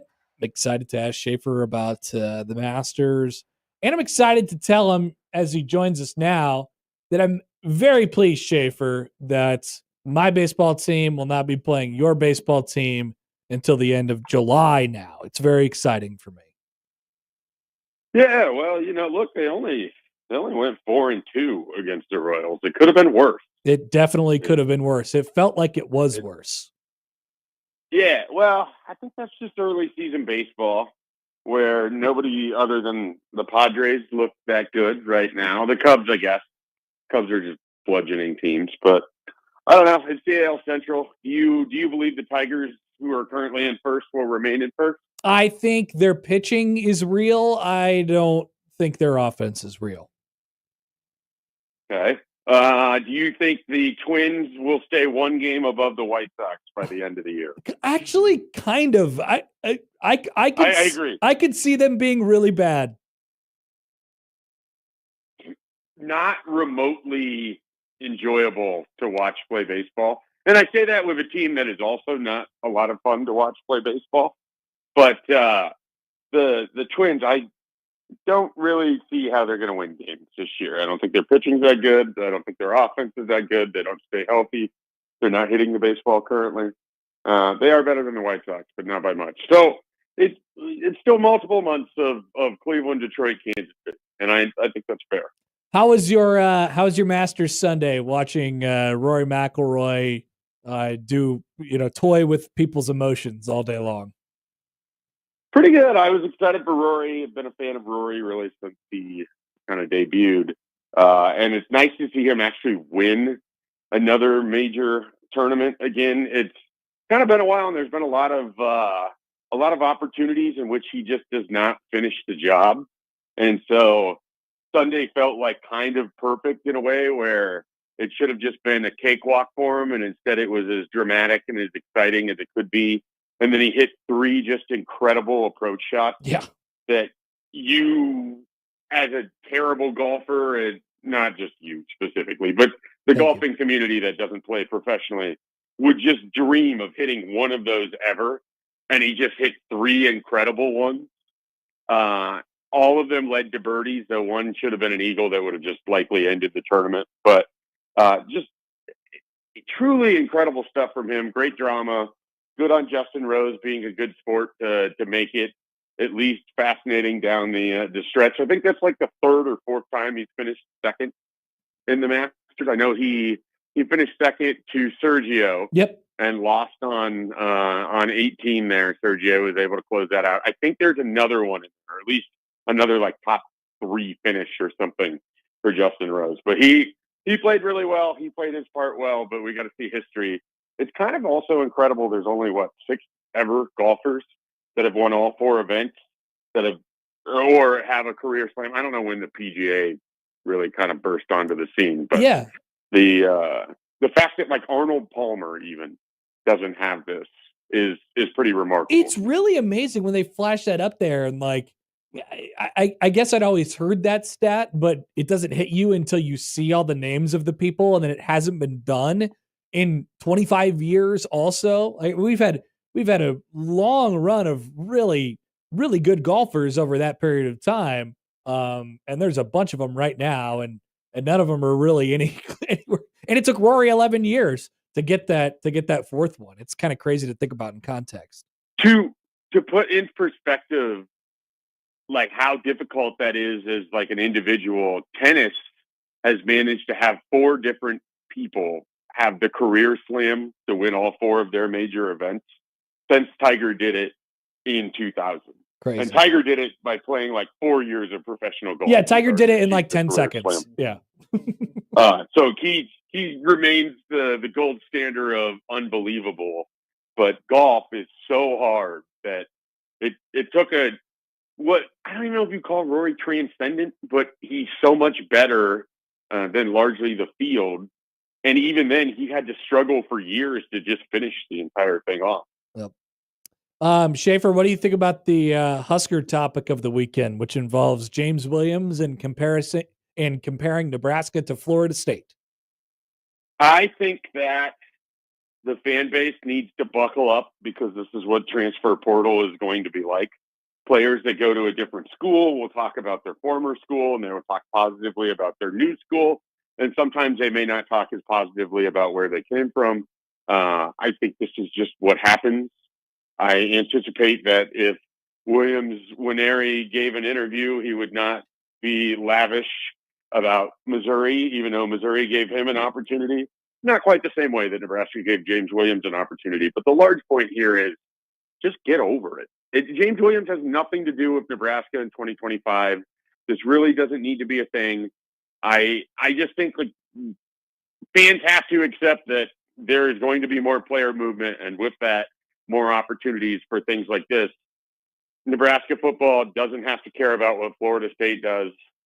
It really doesn't matter. I actually thought the more scary part of all of it was Terrence Knighton really doesn't need to weigh in on it as well. Yeah. So that was like, of the things that happened, that was sort of the one where it's like, you are not going to help things with this. I mean, obviously by that point it was kind of dying down, and then it was like, oh, James Williams could say whatever he wants. Like, yeah, we kind of knew that. Now this is just going to take on a whole new life. So that wasted a lot of our time this weekend, I think. It's also dumb because it's like two programs that were better 25 years ago than they are right now. I mean, I know Florida State won a title with Jameis Winston. Were undefeated a couple years ago. I think they've been in the college football playoff once, maybe twice, somewhere in there. And well, obviously they won it with Jameis Winston. And then the next year, I think they were undefeated and lost to Oregon by a boatload of points. But Florida State is not the same Florida State that it was when Nebraska and Florida State ruled college football. So it's also kind of funny to me from the standpoint of when you watch the two fan bases argue over how important they are in the history of college football when neither one is likely to affect the national title picture in 2025. And so James Williams probably isn't going to be playing for this massive season or historic season for either program, as it were. It's just one of those things. I just think people have to accept there's just going to be conversation about it. And he said what he said. It doesn't mean anything to anybody other than him. Shafe, what is, as we get closer and closer to the end of spring here, what is the biggest, like, has there been a development that is emerged with Nebraska football, maybe that you didn't expect or that is surprised you, whether it be in a pleasant way or an unpleasant way so far this spring, something that you'll be able to take with you into the fall? I'm not surprised that internally they're excited about certain things over there. I think that's always going to happen. I think they're going to be more optimistic than they have been in past years. And, you know, it hasn't always worked out. I mean, Matt Rule was optimistic about Jeff Sims, and we know where that went. So it's not to say that Nebraska is going to play poorly or that the offensive line won't be better or any of these sorts of things. It's just to say that nothing has come up where I've just been like, oh, wow, I never anticipated that. I know for me internally, I have adjusted sort of my expectations or my feelings about Emmett Johnson and what the upside of Nebraska has at running back with Emmett Johnson, because I finally sort of looked at the numbers in terms of how Dana Holgerson used him as a pass catcher. And I think that makes him a significantly more interesting player, and it makes Nebraska a more interesting offense. So for me personally, that's kind of where things have landed. But it's been a largely positive spring, and you would expect that. And there's really not a whole lot that anyone can say to refute it because no one's really watched anything yet.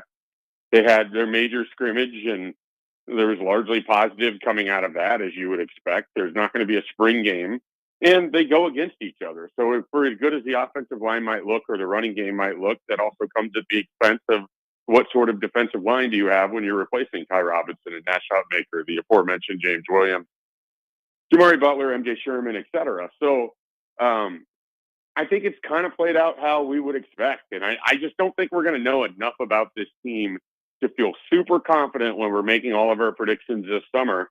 And I think that's okay, too. Yeah. I think it's okay to have a year where maybe it's a little bit more up in the air as to how this might all play out. I think there's a lot to like about Nebraska, and I think the spring has showcased it. But I don't know that there's a lot that we can truly write in Sharpie and say with confidence, this is going to be good. This will go well. And that makes the season more interesting to me as this all unfolds. I think I find myself like I feel like I have a better grasp maybe on the offense at this point, as weird as it is to say. But which side of the ball to you do you feel like has a wider range, floor to ceiling, as to what you think they can be or will be this year? It's defense, unquestionably, to me, because Yeah.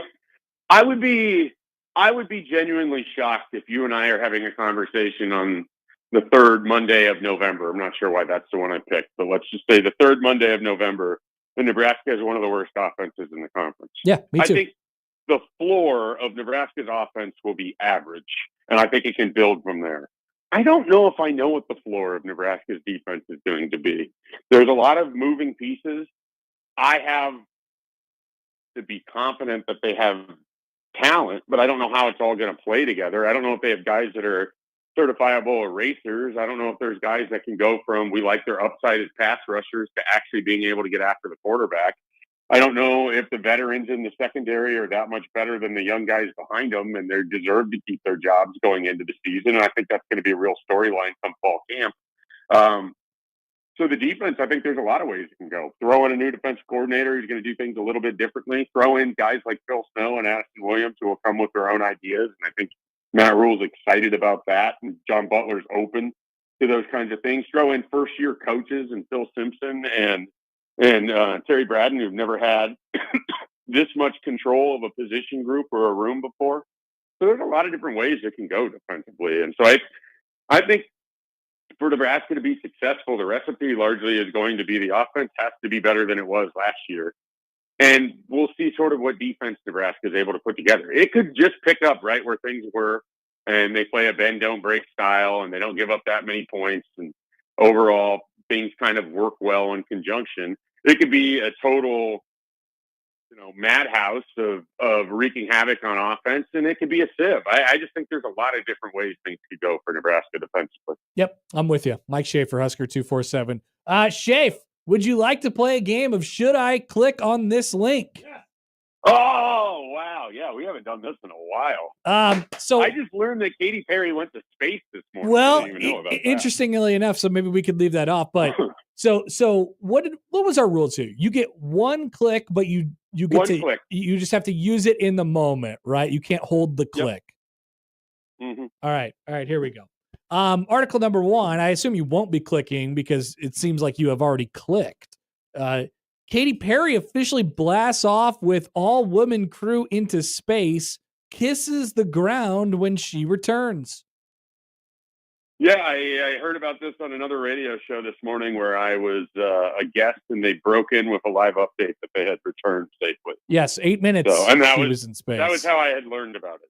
Okay, so you're not clicking on that one just because you already had. I think you have all the knowledge that you need. I'm fully aware. Article number 2, Rosie O'Donnell, Lyle Menendez is a friend I can trust. Is one of the Menendez brothers? Yes, that's right. Why is he? This is a intriguing enough headline. I am not going to click, but I do have questions. Okay, all right, interesting. I thought you might use it there. Are tramp stamps rising in popularity among Gen Z? Tattoo artists are divided on the trend.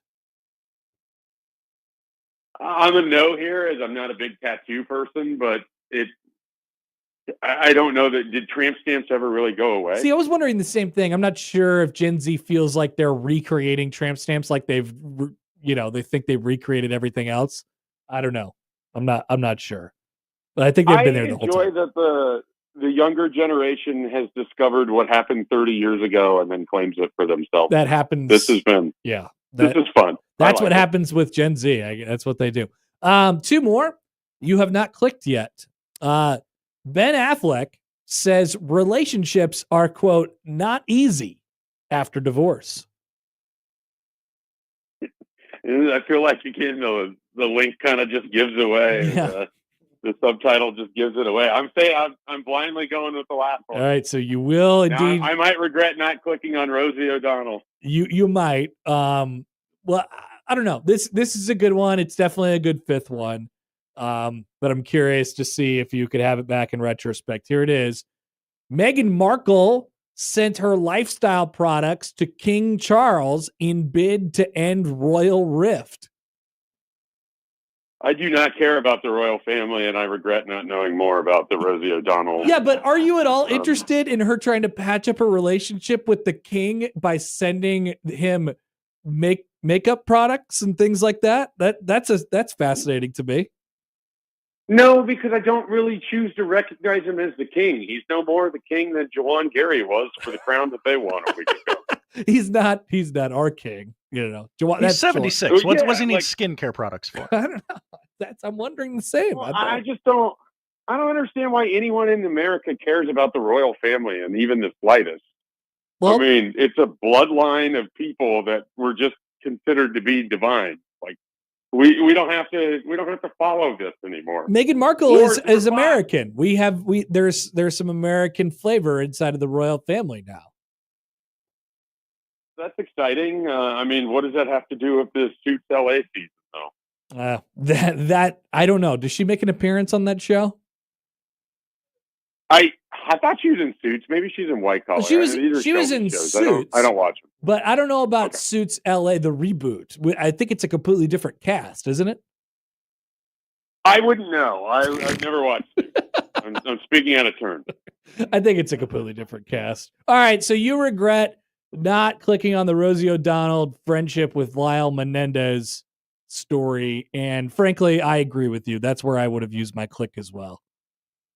Yeah, when you started with Ben Affleck, I thought it could get kind of interesting, and then it's just the latest in a long line of failed relationships for him. Yeah. Which he's not. He's obviously, with Derek Jeter, there's never any of these stories. It's just the picture that everybody knows of the baseball lineup and all the different women that he's dated. With Ben Affleck, it's kind of the same thing, but it's like the AA lineup or the AAA lineup. And like half the players just quit the sport afterwards, or it's kind of fascinating. By the way, as I'm sure you were wondering, we usually give you some details on what you missed here. The relationship between Rosie O'Donnell and the Menendez brothers, they became pals in 2022 after Eric Menendez's strange wife reached out to Rosie O'Donnell. Rosie said that she and Lyle began speaking on a regular basis via tablet phone, and their friendship grew naturally. She recalled, quote, "He would tell me about his life, what he's been doing in prison. For the first time in my life, I felt safe enough to trust and be vulnerable and love a straight man." That was from Rosie O'Donnell. I have to admit something here. When the Menendez brothers, when that kind of came back into the zeitgeist, if you will, of American culture here the last year, I didn't really care. I didn't find myself, I didn't watch the Netflix show. I didn't watch the documentaries that were coming out. I wasn't like poring over the Wikipedia. For whatever reason, their little hold on American culture in the early 90s didn't do enough for me to come back in the 2020s.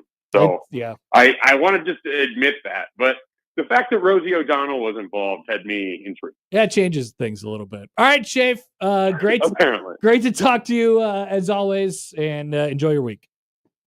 It's great to know what's going on in pop culture again. Now you have a great handle on it. Next week, I'm going to go back to completely being unaware, but this week I have a good idea. See you, Shafe. Mike Schaefer, Husker 247. Does that article explain why Rosie O'Donnell was the Sitting. person Lyle Menendez reached out to. Well, also she said a tablet phone. What's a tablet What's a phone? tablet I think it's phone? just a phone. Yeah. Or a tablet. I don't. But she was like, yeah, his aunt reached out to me. Why did the aunt reach out to Rosie specifically? Surprisingly enough, 2022 isn't when Rosie and Lyle's interactions began.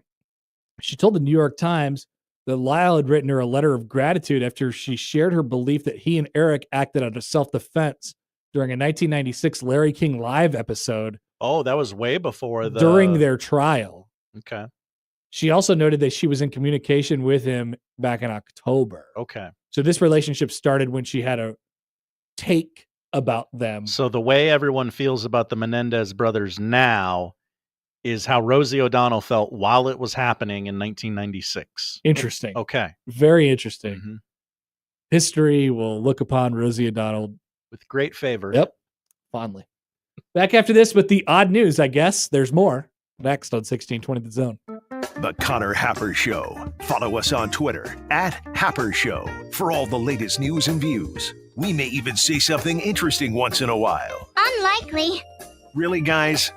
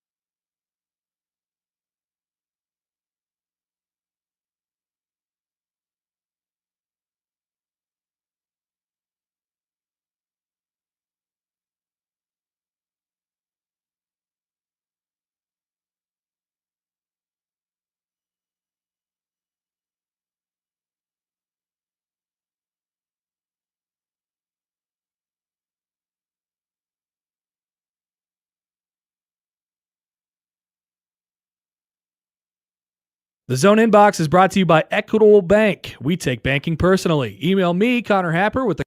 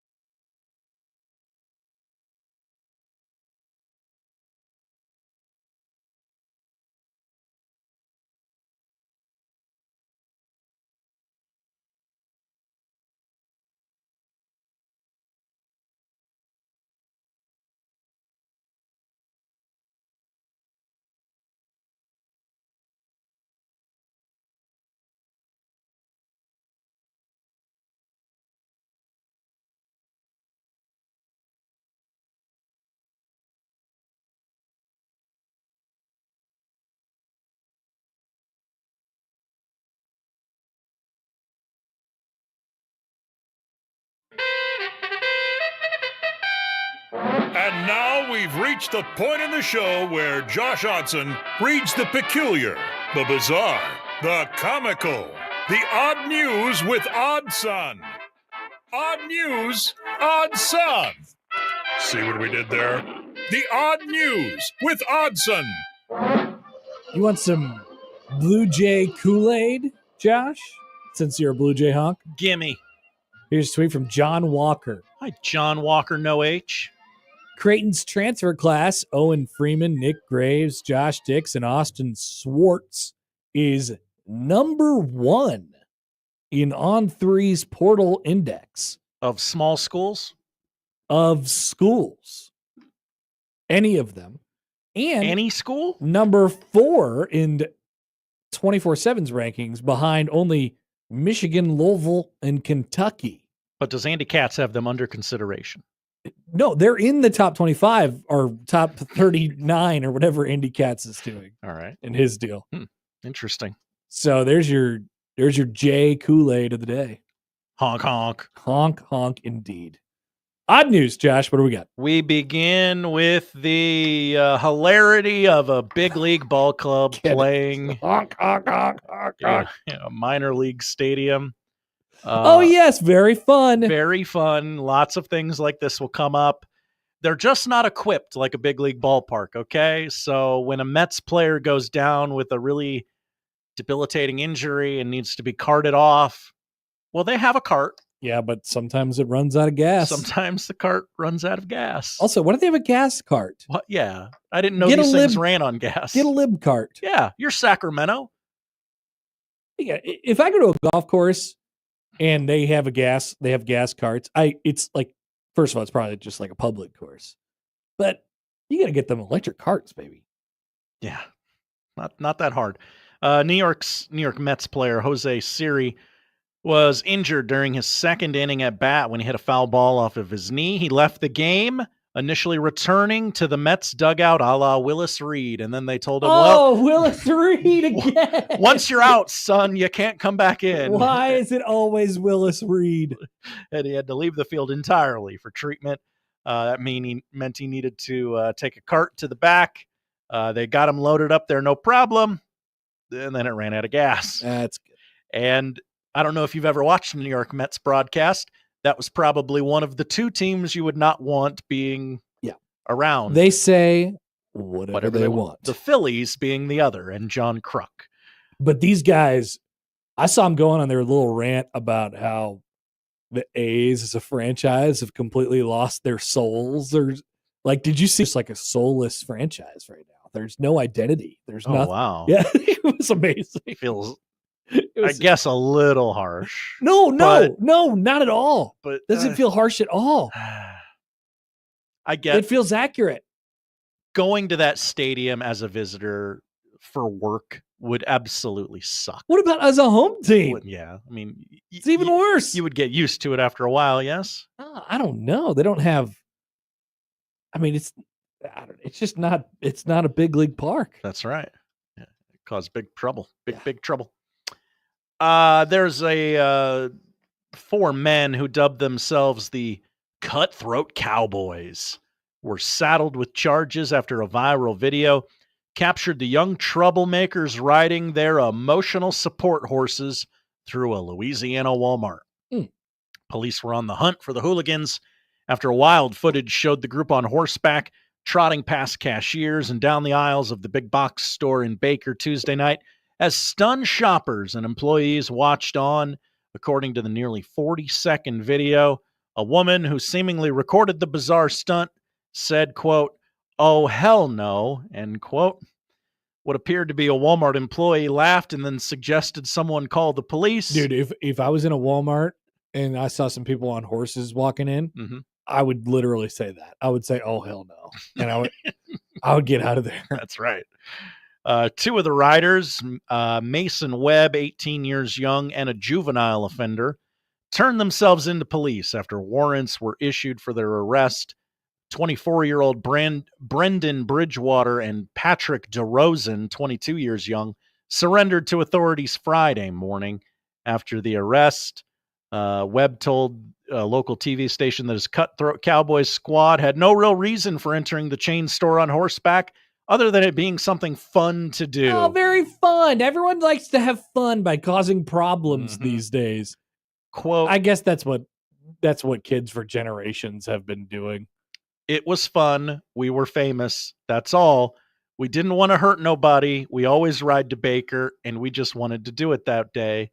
That's my emotional support animal. So how much trouble are we talking here? It doesn't really say. Does it carry a fine of some sort? I mean, they have to go back to the Walmart and ride around on the little carts. I don't know.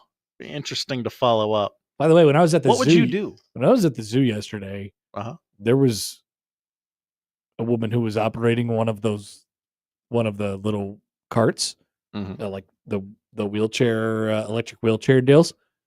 She was able to walk just fine, and she was enjoying herself. Oh, she was zooming on that thing? Mm-hmm. All right. I just thought that was a thing that only kids did in their dreams. Adults like to go fast too. Yeah, but did you ever think about taking one of the electric wheelchairs at the store? No, you never thought about it when I was a child. Of course, you thought about it when you were a child. Did you ever do it? No. God, no. No. It's a fantasy. Yes. By the time you're old, you realize, I can actually do this and nobody would care because everybody who works here is 12. Yeah. And they would just look the other way. All right. And it's not worth even fun the anymore. confrontation to another adult. Yeah, unless the store happened to be like out of them and that was you're taking one from somebody who needs it. It's just not fun anymore. It loses all the purpose.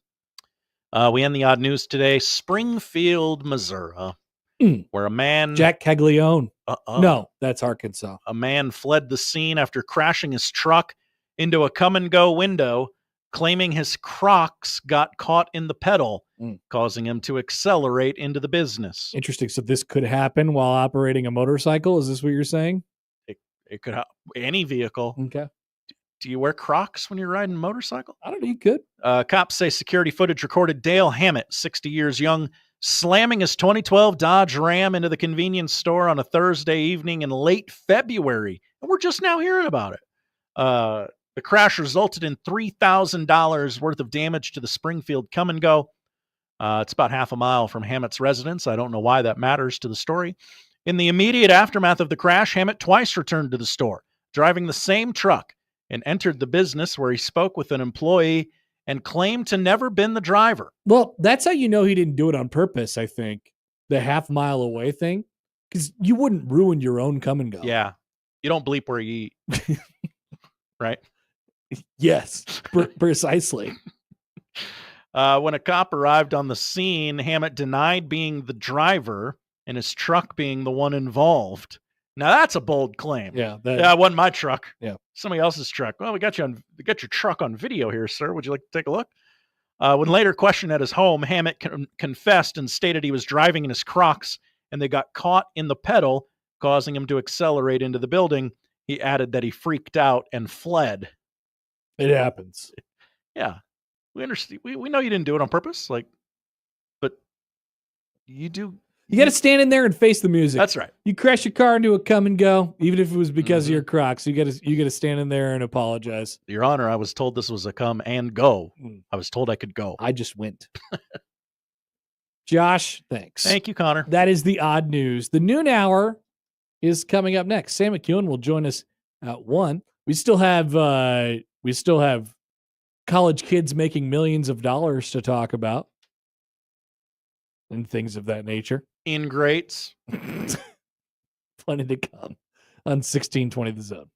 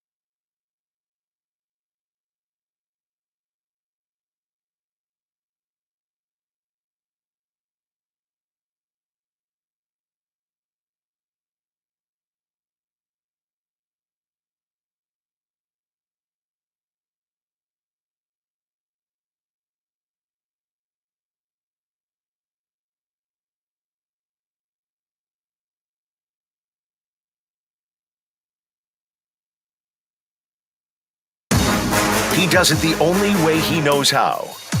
With his massive sports brain sprinkled with a smidgen of rabble-rousing. Let's get back to the Connor Happer Show on 1620 The Zone. Friday on the show, we celebrated our first ever college football holdout. Boy, was it fun, Josh. There were streamers. What a time. It was a huge party. Well, there's been an update to the holdout situation featuring Tennessee quarterback Nico Iamaleava.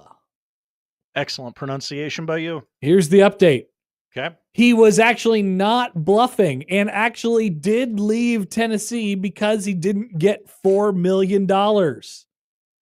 As we mentioned on Friday, this is all reportedly, and shout out to Pete Nakos, who was called a B word many times on Twitter by Nico's dad, for reporting what he had heard. And he reported that Nico was currently operating under the NIL contract worth about $2 to $2.5 million. And then upon seeing that a couple other transfer quarterbacks around the country that had jumped in the transfer portal and moved to a new place had gotten about $3 million or $3.5 million, he decided that he wanted to be the highest paid quarterback in college football, and he wanted $4 million. To which Tennessee said, "What the hell? This is nuts." And so he is going to enter the transfer portal when it opens on Wednesday. He was not at practice over the weekend for Tennessee. Tennessee will. The funny thing about this is, you feel bad for Tennessee because they're left without a quarterback just a few months before the season starts here. And it's like, obviously you would have loved to have him, but don't feel that bad for Tennessee, because you should actually feel bad for the school that Tennessee's about to take their quarterback from. Who is it going to be? There is some speculation out there that it could be a relatively local school, Josh. Not Nebraska, not Creighton. They don't have a football team. Famously. Kansas State. Is Tennessee interested in young Avery Johnson? Not Josh's friend Avery Johnson, other Avery Johnson. This is confusing. White Avery Johnson. White Avery Johnson? Yes. With the long locks of hair. Are they interested in him? And then where will they go as a result of that? And where will Nico Iamaleava end up? Well, might he end up on Nebraska's schedule somewhere next year as a quarterback of a West Coast school? He is from Long Beach. Josh? Yeah. I'm thinking so as well. So before we feel bad for Tennessee, keep that in mind. The other thing that happened over the weekend is this story really grew. It grew legs and walked away to places like ESPN. I don't know. I'm sure Good Morning America had a little blurb about it or something like. You know what I mean? It just kind of became. I didn't see it today. They had the Giggly Girls on. Really, the Giggly Girls were on there? Squad, yeah. I think they're kind of funny, by the way. The one girl. The one girl really is kind of funny. What's the one girl's name? I've seen some of the clips. Paige. Well, that's one. That's what my Hannah. wife tells I think me. the Hannah girls. Oh, I like the other one. Look at us. Anyway, we're like the we Giggly. disagree all the time. What are people talking about? We disagree on which of our favorite is. Which one is our favorite giggly girl? All right, stupid. So this story kind of took off. It became the story in sports. That is, of course, before Rory McIlroy crapped and uncrapped his pants 6 times. That's right. On Sunday. Nothing was topping that. So it reached some places that weren't college football places. It reached some professional places. It reached some non-sports enjoying places. And they see this for the first time. And they say, let me get all the facts here. Quarterback wants to be paid like the highest paid quarterback in the country. And Tennessee went to the college football playoff. Tennessee was competing for a national championship last year. Whatever. Those are the facts. And this guy, and the reaction was, good for him. They were like, I saw some takes. I saw, what's his name? Somebody did it on ESPN. They did a camera phone thing. They're like, good for Nico. I'm like, what in the hell is going on? I've seen a lot of good for him from people who do not cover college sports and do not care about college sports and thus see everything through the lens of the professional lens. Yeah. Right? Come on. There is just no way that you could convince me that, number one, this is good for anyone. It's not good for him. It's not good for Tennessee. It's not good for whoever's going to get their quarterback stolen in the transfer portal coming up in about 2 days. Who wins? It's certainly not Nico Iamaleava. It ain't him. He just took the biggest reputation hit that I've seen around here in a while. It's not Tennessee. It's not the fans. It's not boosters and donors for having to, pay for it a bunch more money. It's not the guy's teammates. Nothing like that. Nobody wins here. And people still, after all of this time, sit there and say, damn, good for that guy for getting what he wants, for getting his. I'm like, this is not how this works, guys. This is not how it's supposed to work. Sure, it's good for NFL player to go get his money and hold out in a contract year when he's been sitting by and waiting and been the best player in the NFL for the last 5 seasons. I mean, like Lamar Jackson or something like that, right? He's been a great player in the NFL for a long time, and he's earned the place where he's gotten to his second contract, and he wants to be paid like an all-time great and an MVP and all those things. And you could say, Lamar, good for you, man. Good for you. You have put in the work. You do deserve more. You waited for your time, and you've been getting underpaid for the last several years because that's how contracts work. Contracts are contracts. In the space that we live in college football, where there is no such thing as contracts and there's no such thing as anybody is a free agent at any given moment, but especially when the transfer portal windows come up, it's hard for me to really, say that it's a good thing for anybody. And people will point at Nico's agent, and people will point at Nico's dad or whatever. And I have no doubt that he's had bad advice. I have no doubt that he has had bad influences in his life. But ultimately, guess what, Nico? This is a horrible look for you. You have to be the person who pays for this at the end of the day. And yes, you might get what you want. You might get your money. But you have no friends. Nobody likes you. You have no friends. Nobody. Seriously. Every boss you have for the rest of your football life will be like, you going to leave us? Are you going to leave us? What? So that's ultimately where I go here. Did he actually think this through? What is he going to do now? So not only what Power 5 program wants to replace their starting quarterback, upend everything for this guy. And it clearly, as I knew, the answer is there are a few. Somebody's desperate somewhere. Sure. Right? Just takes one, right? Somebody emailed in, they were like, North Carolina. Oh, I could definitely see that for sure. So that answers that question. But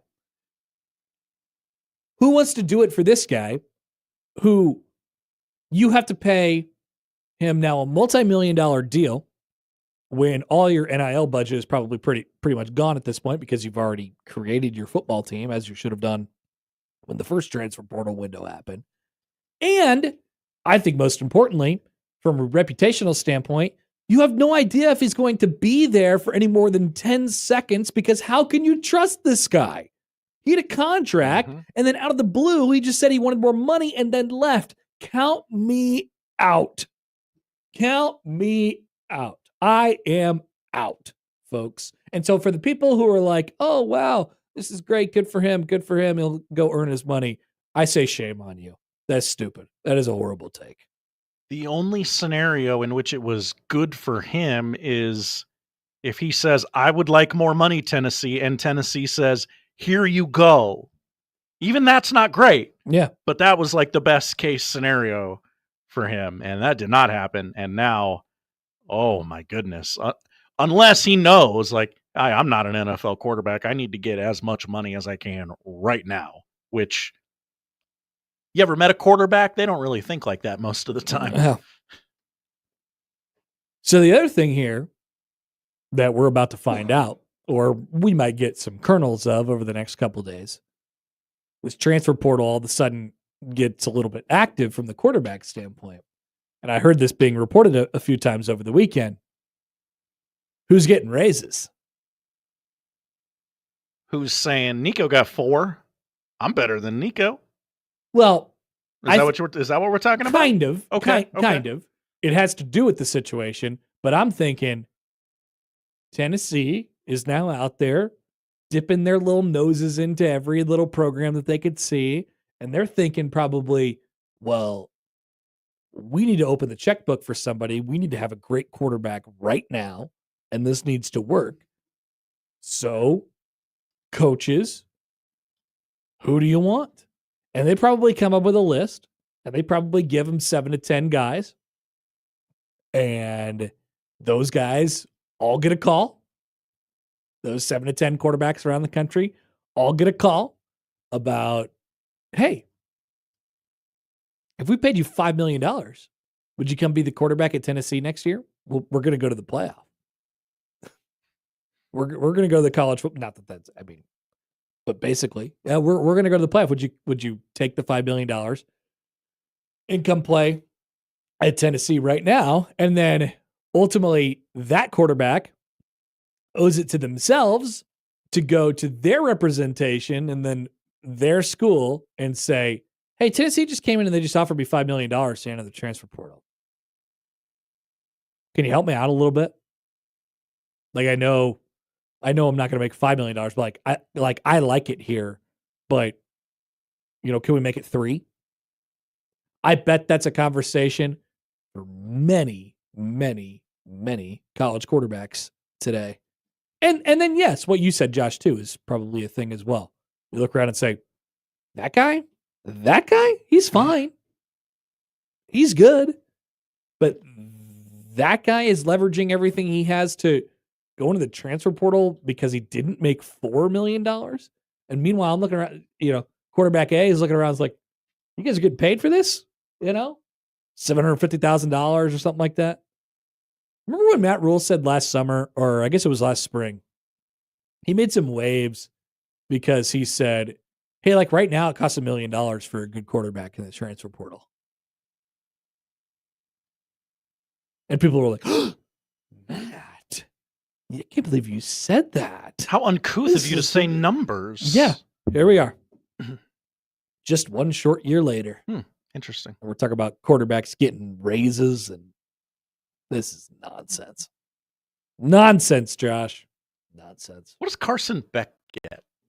What does Carson Beck get for Miami? He was one of the 2 that was brought up. Like, he was in the initial reporting. It was him and Mensa, who apparently got X amount of $1 million to transfer to Miami and Duke. Miami classically overpays for everybody. Right. And I don't know if you remember this a year ago, Carson Beck was believed to be the number 1 pick. People forget.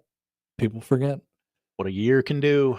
From the 402. Hi, 402. I like that Tennessee said, we don't negotiate with terrorists. Get out.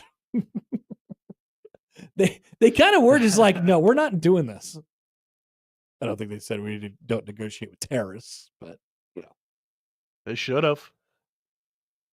They're just like, no, we are not going to do this. We could try and help you out a little bit.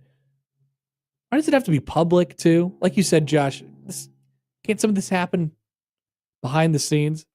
This is a horrible thing to have played out now for college football. So for all the people who are the national sports enjoyers and don't cover college sports, who were just like, wow, is this the way your sport really is? Something needs to be done about this. That's actually the correct take. I can't believe, there was a lot of people like, hey, don't be mad at Nico. Don't be mad at Tennessee. Don't be mad at Nico's agent. Don't be mad at Nico's dad. Be mad at the system. And I'm like, yeah, but there's a lot of kids out there who take advantage of the system, but not this much advantage of the system. This is rough.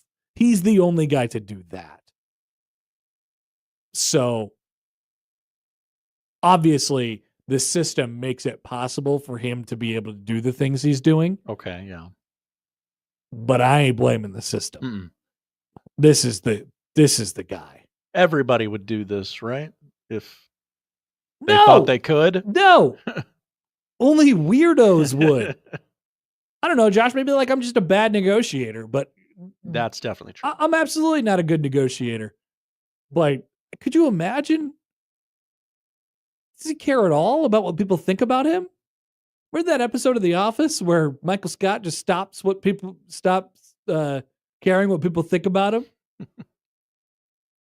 and they're just like, I don't know how you do this, man. You know, how do you do this? How can you operate throughout life without your teammates are not supportive of this? Unless they're the biggest fake frauds on planet Earth. Like if his teammates are like, yeah, go get your bag, Nico. Respect. Kick them off the team. He's gonna have a bunch of new friends wearing whatever colors, Trojan colors. Let me tell you this: he is not gonna have any friends. Here to make money, not friends. I like friends, Josh. I do too. This would seriously inhibit my ability to make friends, and that's why I would not do it. That's why you're a good person. That's why I'm a good person. I like friends. Mm-hmm. Let's see. What do we have from the Chris writes in poll question? Who's your favorite giggly girl? That poll question is actually up. Oh, really? Yeah. It's that exact poll question? No, favorite member of the giggly squad, Hannah or Paige. Vote now. It's important. Do not show my wife that poll question. Somebody wants to tag. Oh. What? Terrence Knighton has sent a tweet. Uh-oh. What's it? Hold on. Would you like to describe the tweet? There are no words. There are no words? It's just a GIF or a GIF. How many minutes ago was this? 1 minute. Did I unfollow him? Wow. That says it all right there, doesn't it, folks? Or maybe I didn't follow him in the first place. Wow. Why don't you read it to me, Josh? It is a GIF of Denzel Washington in Training Day laughing. Wow, it is. He needs to stop. He needs to log off. See if anyone's commented on this. What? Oh, it's got one reply. Okay. I can't see it. It says, "Spill it, happy face." I don't think that person knows what he was talking about. This is, of course, followed up by a tweet from 18 hours ago that says, James Williams can say what he wants, just like everyone else. Man, you want to talk about non-stories.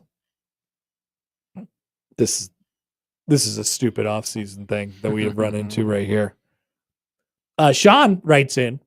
Hi, Sean. This would be great on the Equitable Bank inbox. Sean says, the Power Four conferences should just all pass. They should make a pact. Oh. But now we're getting dangerous close to something that we like to call collusion. Blacklisting? Yeah, blacklisting. That would be probably not good.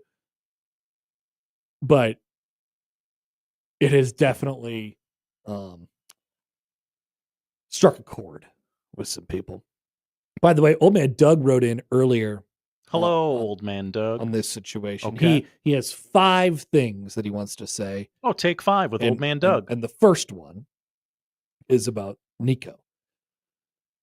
It is absolutely at least 50% Nico's fault. Let's quit giving him a pass. He's over 18. He could decide for himself. His dad is probably living off him now, so it's Nico's decision. No, I actually agree with old man Doug on that. Old man Doug, Connor Happer, handshake me. No pass for Nico from me. I know there's some media that always want to do that. Doug's second thing was happy haircut to Josh. Josh, did you get a haircut? Got a haircut a week ago today. Okay. Happy belated haircut. That's fine. I'll take the compliment. Thank you, Doug. 3, does Creighton add another high-level player or get another depth piece? We can answer that question when we talk about Creighton in a little bit. Number 4, glad Rory won. Old man Doug is of golf. And number 5, he is calling Sackman, remember James Williams? He'd like a new nickname for Sackman, and he'd like to change his nickname to Suckman. And then called him a name after that. Oh. Yeah. Suckman, Josh, what do you think? I don't know. This might be Old Man Doug's highest hit percentage on an email. It's pretty good. It's at least 4 of 5. I think it might also be 5 of 5. I Actually, really have no issues with any of the 5 points that he has. That's right. So congratulations on a well sent email by Old Man Doug to his own Equitable Bank inbox. He owns the inbox. Well done by you, my friend. All right, we're back after this on 1620 The Zone.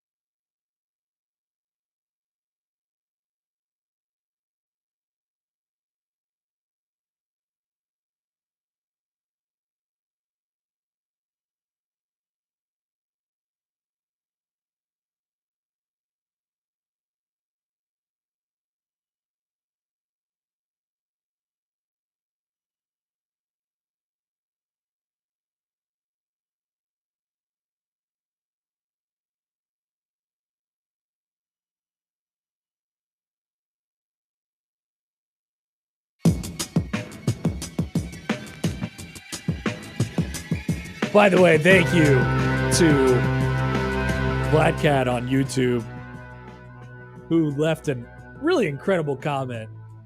Tennessee, in the Nico situation, negotiated like Mr. Deeds running the Jets, which then during the break, and as you could tell, we were a little late hitting the music there. That was because Josh and I were watching a scene from Mr. Deeds. It was great. I loved it. Deeds. Kevin won the Heisman 2 years ago. He's the best quarterback in the league. Well, you can go. You're fired. I suggest you change your attitude or nobody's going to want to work See, with you. That's the part that Deeds mentioned that probably hasn't aged very well and sat at the time like a sort of whimsical fantasy way of operating. The truth of the matter is that somebody will pay you. Somebody will give Kevin, with his horrible attitude, that money. Yeah, Nico just has to keep his head down for like a week. I mean, he's got suitors, Josh. Yeah, way. He's got his bad attitude and him asking for more money and demanding more money will not lead to him getting less money. Social media will find something else to be outraged by. I wish there was a world where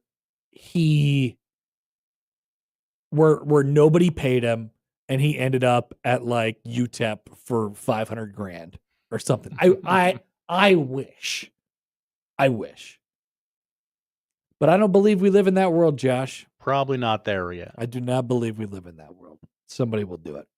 People are losing their minds right now. They're freaking out, Josh. Oh? Why are they freaking out? Yes, about Nico Iamaleava.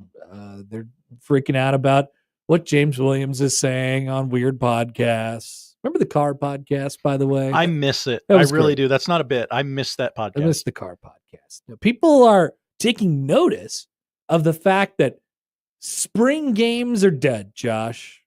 Oh no. Are people just now hearing this? Matt Rule killed all the spring games. That's right. Because he is the leader of the pack. But the spring games that are still going on around college football are not drawing over the weekend. Ohio State, Josh. Ohio State. Okay, they take great pride in being the most attended spring game. They actually do. Yeah. And they just won a national championship. I thought you were going to say some podunk school like Louisiana. This is real life. Ohio State drew 40,000 people to its spring game. Sad. Its lowest crowd, according to Sean Callahan of HuskerOnline.com, since 2005. Alabama, I saw a picture from A-Day at Alabama over the weekend. There wasn't anybody there. They said there was 10 to 15,000 people there. There might have been about 3. Well, Alabama doesn't even go to Alabama games. Oh, but they drew 72,000 for the spring game last year, Josh. Oh, wow. 72,000. Well, new coach. New coach bump. Oklahoma had something called the Crimson Combine. They did not do the spring game. I think it's name. Frankly, I think it's better than the Husker Day or whatever. Terribly lazy name, Nebraska. Crimson Combine drew 16,316 people for its non-spring game spring game. And last year in a traditional spring game, it drew 75,000 people. The Crimson Combine? No, the real life spring game at Oklahoma. Oh. Last year. Oh, the Crimson Combine sorry. drew 16,000. Well, they're a little sour on Oklahoma football right now. No doubt. And Alabama's coming off of a non-playoff season. The sky is falling, things of that nature. But the heyday of the spring game is over, Josh. Oh, no. It is over. This used to be the next big thing. This used to be, wow, teams can really take advantage of the fact that they get more fan support than anybody else. Get them out there on a nice spring day. Get the recruits out there. Get the recruits. Absolutely. You could show and for God's sake, put them on television. Have BTN come in, do a live 4.5-hour production from your university and just have it be. Remember what coaches used to say about this, Josh? I actually don't. They would say it was an ad. It's basically just a 4-hour ad for your university. For us and our program. Yeah, just like a football game is on a Saturday at home, you can make that one for you in the spring as well. Now, nobody cares. They're all dead. So people are wondering, how many people will Nebraska draw at its Husker games, which is not this weekend, but next. Husker days, Josh. People are, Nebraska's drawn nearly sellout crowds for spring games before. Well, it ain't going to be that. I don't sense much of a buzz for this. I don't sense specifically much of a buzz for anything that's going to be happening inside the stadium. Maybe the tours, sell out, or maybe the garage sale gets pops a number or something like that. Are we even looking at like 10,000 people at this? Do you think 10,000 people will show up to the Husker Day? I'm talking about in the stadium for the football. So I think they will clear that number this year because of the curiosity of the event. Like, what is this? What are they doing? Let me go check it out. And then next year is really when it hits the attendance number hits the crapper. Oh, who knows what spring games are going to be? Maybe we'll be playing on the moon next spring. Ooh. Who knows? I'm Katy Perry. I will be driving you all. I famously love college football. I'm Katy Perry. I will drive you to the moon. Maybe next year. Okay, prediction. Prediction. Mark it. Spring game 2026. The transfer portal window is about to open up. And let's see. Who's the school? Ohio State. No, because they'll have Julian saying again. School that thinks really highly of itself. Alabama. Something like that. Georgia. They will decide whatever is happening for them at quarterback in spring ball is not working for them anymore. And so there are reports and there are rumors that they are going to offer Dylan Raiola $12.5 million in the transfer portal. And the more people that show up at the spring game, the more people that scan the QR code and donate to the Dylon Fund. And Nebraska is able to match the $12.5 million that Georgia is offering Dylon if he enters the transfer portal, and thus locking down Dylon's junior season at Nebraska. That's my prediction. I'm sticking to it. Dirty pool. Dirty pool. Captain writes in, when is the renovation going to start? Oh, yeah, that's probably some point as well. That'll happen. Well, we're going to get the plans on that coming up in a couple of weeks. Plans? Yeah, there's going to be some plans that go out. That's what Mr. Yogurt's been saying. He wouldn't lie. No, he would not, Josh. No, he would not. By the way, Florida had a nice spring game attendance over the weekend. 56,563. Its largest spring game crowd since 2009. And I would imagine most of that is because at halftime they celebrated its national championship basketball team. That's what they need to do for the spring Husker Day. The crown will be there. Bring the crown. You all cared about this so much. Prove it by coming to Husker Day. Games? Husker Day. Husker Day. Yeah. Terrible. Isn't it Husker Day? I don't know. Whatever it's called. I don't care to know. I think it's called Husker Day. Text on the 402. Hi, 402. Nebraska should take a page from Oklahoma's book and call their spring thing the Scarlet Scrimmage. That's a better name. I agree. It is much better. It is much better. Maybe then more than 8 people would go. But right now, I'm thinking about 8. That's your number? Yeah. You always tinker with a number, and you really nail it down by the end of the week. Yep. I'm thinking somewhere in the neighborhood of 8. 8 people. Not 8,000. 8 people at the Nebraska spring game.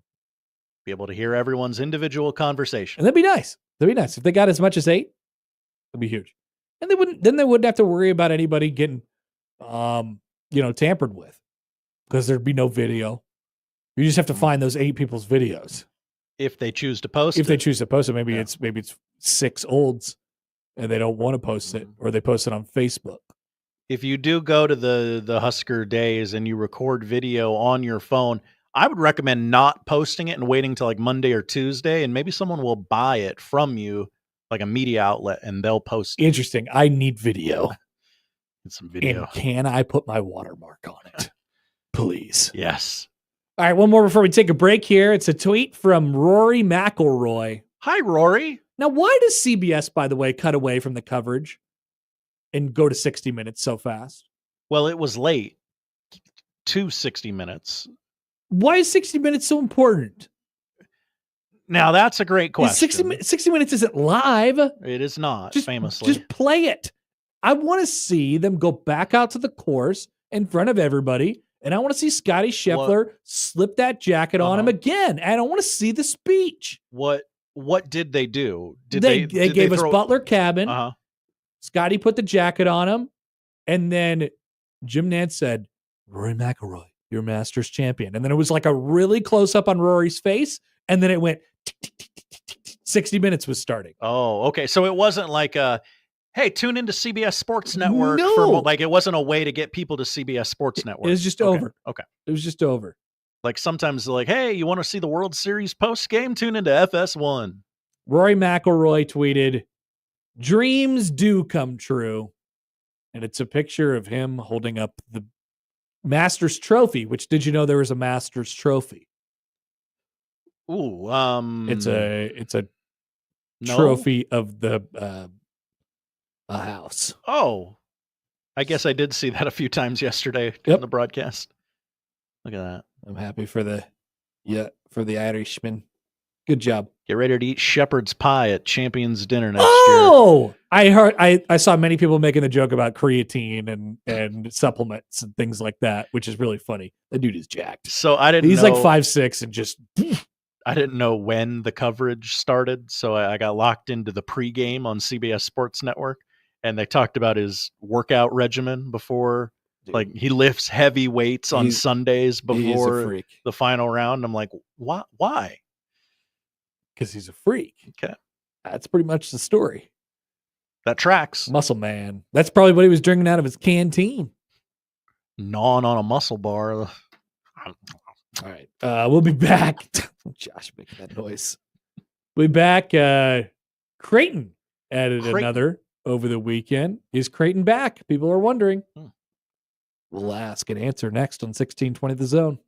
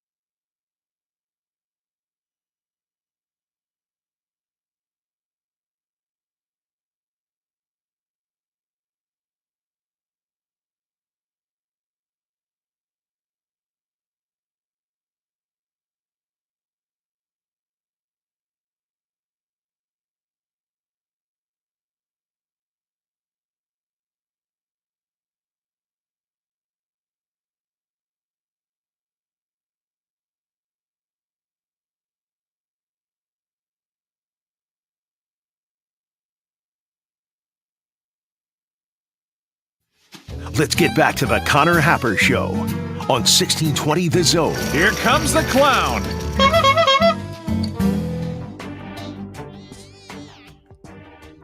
Stay tuned. Sam McKewon from the Omaha World Herald is coming up here in just a couple minutes. Josh, a great announcement today from ESPN. ESPN, the worldwide leader. Jeremy Schaap, ESPN. This is we'll talk about Creighton here in just a second. We'll get there. You can catch Banana Ball. What's Banana Ball? Oh, don't act like you don't know, Connor. Oh, no, I'm asking rhetorically. Of course, it's the Savannah Bananas. You can watch the Bananas on ESPN, starting with their game at Clemson's football stadium next Saturday. So I kind of get that one. All right. And then May 10th not against, because it doesn't matter who they're playing because this isn't a sport. May 10th in Nashville at the old Nissan Stadium. Oh, home of the Tennessee Titans. Home of the Tennessee Titans. For a little while? I think they got a season left in there, right? Yeah. Feel like I would have heard last game at Nissan. June 7th in Charlotte at the Panthers Stadium. June 28th in Washington, D.C. at Nationals Park. That's a baseball stadium, Josh. Finally, some baseball in a baseball stadium. July 5th, again at Fenway Park, which was robbed by Doug McRae once. That's right. Philadelphia, Baltimore again, Denver. And 2 Baltimore dates. Yes. Back-to-back days, both on ESPN. So you excited about the bananas? Are you craving a banana, Josh? No. America's been getting dumber for decades now, and this is another pin in that dumbing of America. But people love this. Children. People love this stuff. I don't know.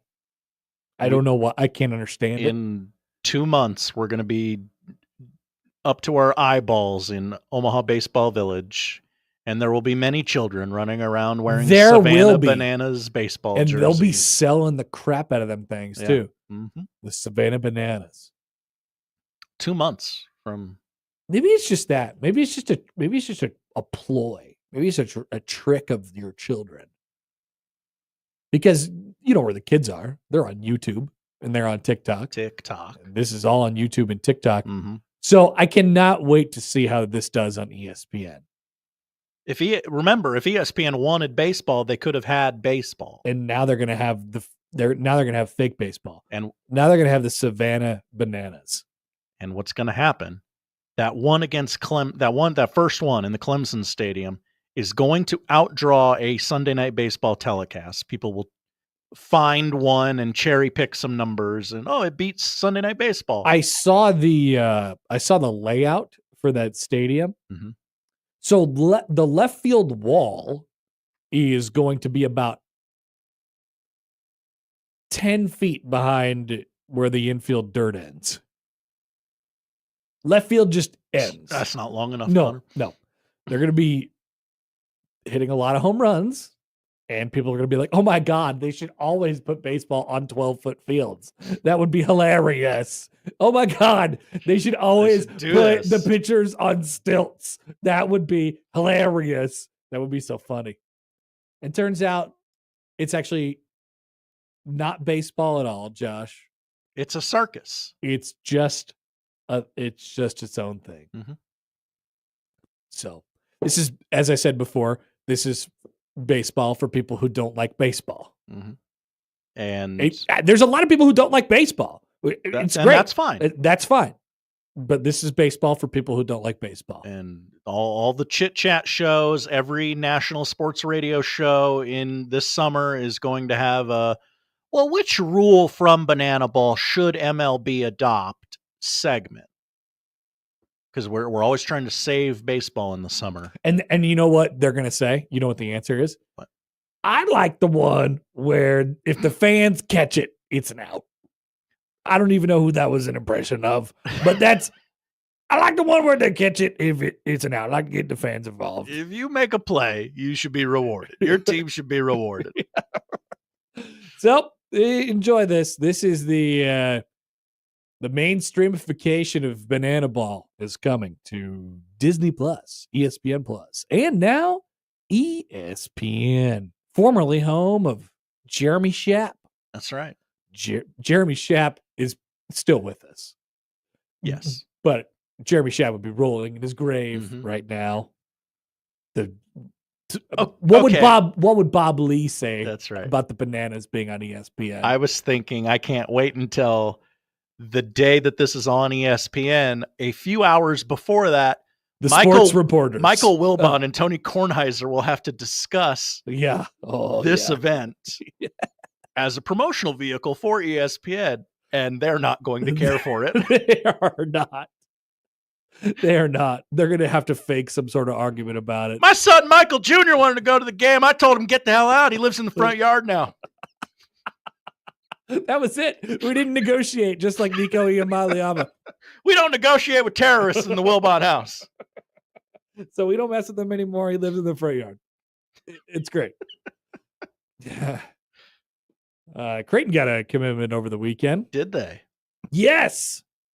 Did you hear the seismic booms coming from, I thought I heard something. I thought it was just my air conditioner kicking on. It was the same thing that I felt when Fedor Zugic became eligible that day. I feel a disturbance. Like, what's going on? And that is Austin Swartz.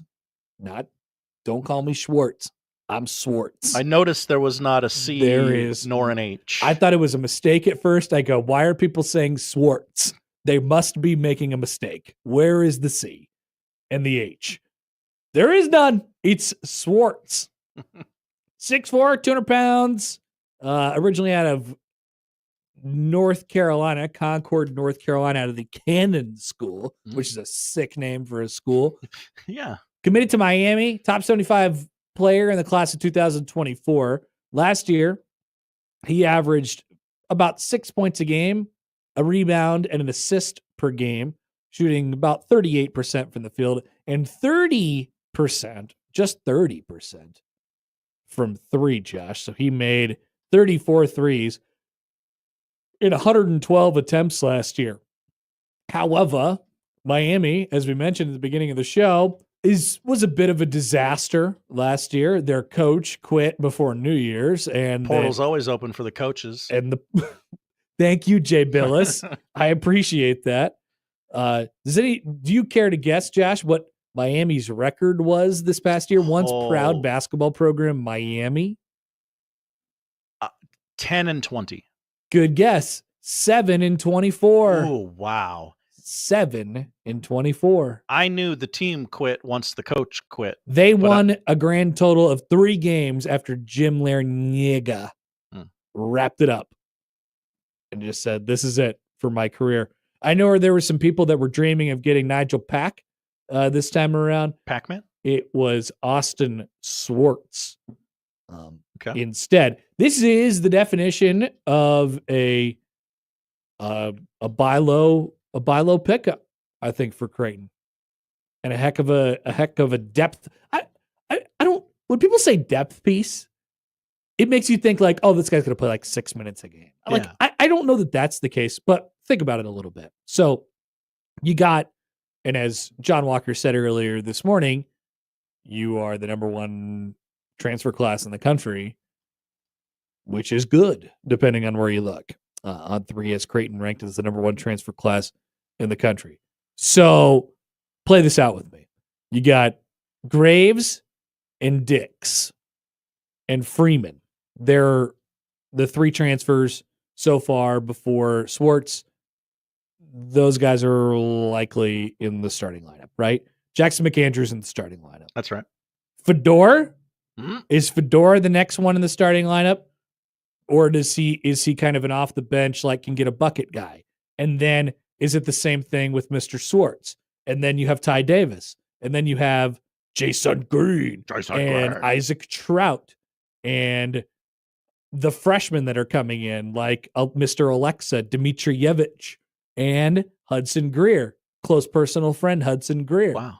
That is a lot of basketball players, Josh. Certainly more than the 8 guys they've had rotating the last couple years. It's interesting. I think that's what we're starting to see develop now, unless you really see that separation between those older guys, right? Graves and Dix are seniors. Freeman, and then McAndrews. Like, where are the minutes? And reportedly, Creighton is still active here. There's still more to come in the transfer portal, which would back up what we said last week about Creighton, and they are pretty urgent, right? They are trying to put a squad together right now. Like, but when you see all the lists come out that are like, who did the best for themselves in the offseason? Creighton undoubtedly is going to be one of the best teams in the country for what they've done so far in the offseason. So it's another pretty good pickup for them. But now you're going to have to start asking the question of, like, what do you do with all of these people? What do you do with them all? You got to think about that. Charles writes in a joke. Hi, Charles. May the Swartz be with you. That's a Spaceballs reference, Connor. Is it? Which itself I thought it was a Star Wars reference. Well, Spaceballs is a parody of the movie Star Wars. Okay, what did they say in Spaceballs? May the Schwartz be with you. The Schwartz? Uh-huh. Oh. In this case, it's the Swartz. Kenneth says it's got to be Graves, Fedor, Dix, McAndrew, Freeman. O-Trip says to start it'll probably be Graves, Dix, Green/Fedor, McAndrew, Freeman. Ooh, can they play 2 guys at the same time in one position like that? Anyone ever thought of doing that? Well, they basically just did offense for defense, like, McAndrew, Mason, and Trout this year until Mason couldn't shoot. And so the unpleasantness until the unpleasantness happened. Yes. But you're starting to get down to the nitty gritty there and ask some questions. And I still wouldn't be surprised if they added another piece to that puzzle. Aaron writes in. Hi, Aaron. He's not a Creighton guy, but he has a question for Creighton people. Your recruiting class is going well, transfers and stuff. Why are you bragging about this kid like Nebraska goes to the bargain bin? This kid is literally, I think he's talking about Swartz. This kid is literally no better than a commit of Gavin Griffiths last year. He isn't rated any higher in less numbers. I think, Aaron, I can answer that question. I believe I can answer that question. Honk honk. It will be a bit honky, Josh, when I answer this question. Anytime either of us says anything, it's a bit honky. Because people now, and I think Jemiah Neal, he's the latest example of this. You see a guy who was one thing at his previous place. Oh, he didn't shoot the 3 really well, and maybe the volume was a little high, and what happened with that team? That team was a disaster. And then you look, and then you apply all of the rules that we've seen of development and Mac's system and all that stuff over the last decade, whatever, plus. But specifically with a guy like Jemiah, who you took from a high volume,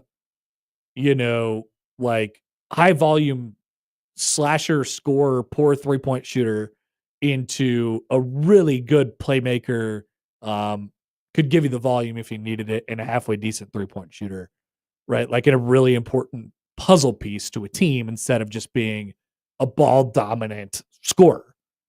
I think people just think about the best possible result of what any individual player can be now. That's a good place to be. But I think that's why people look at a guy like Swartz and say, oh my God, he was a top 75 recruit.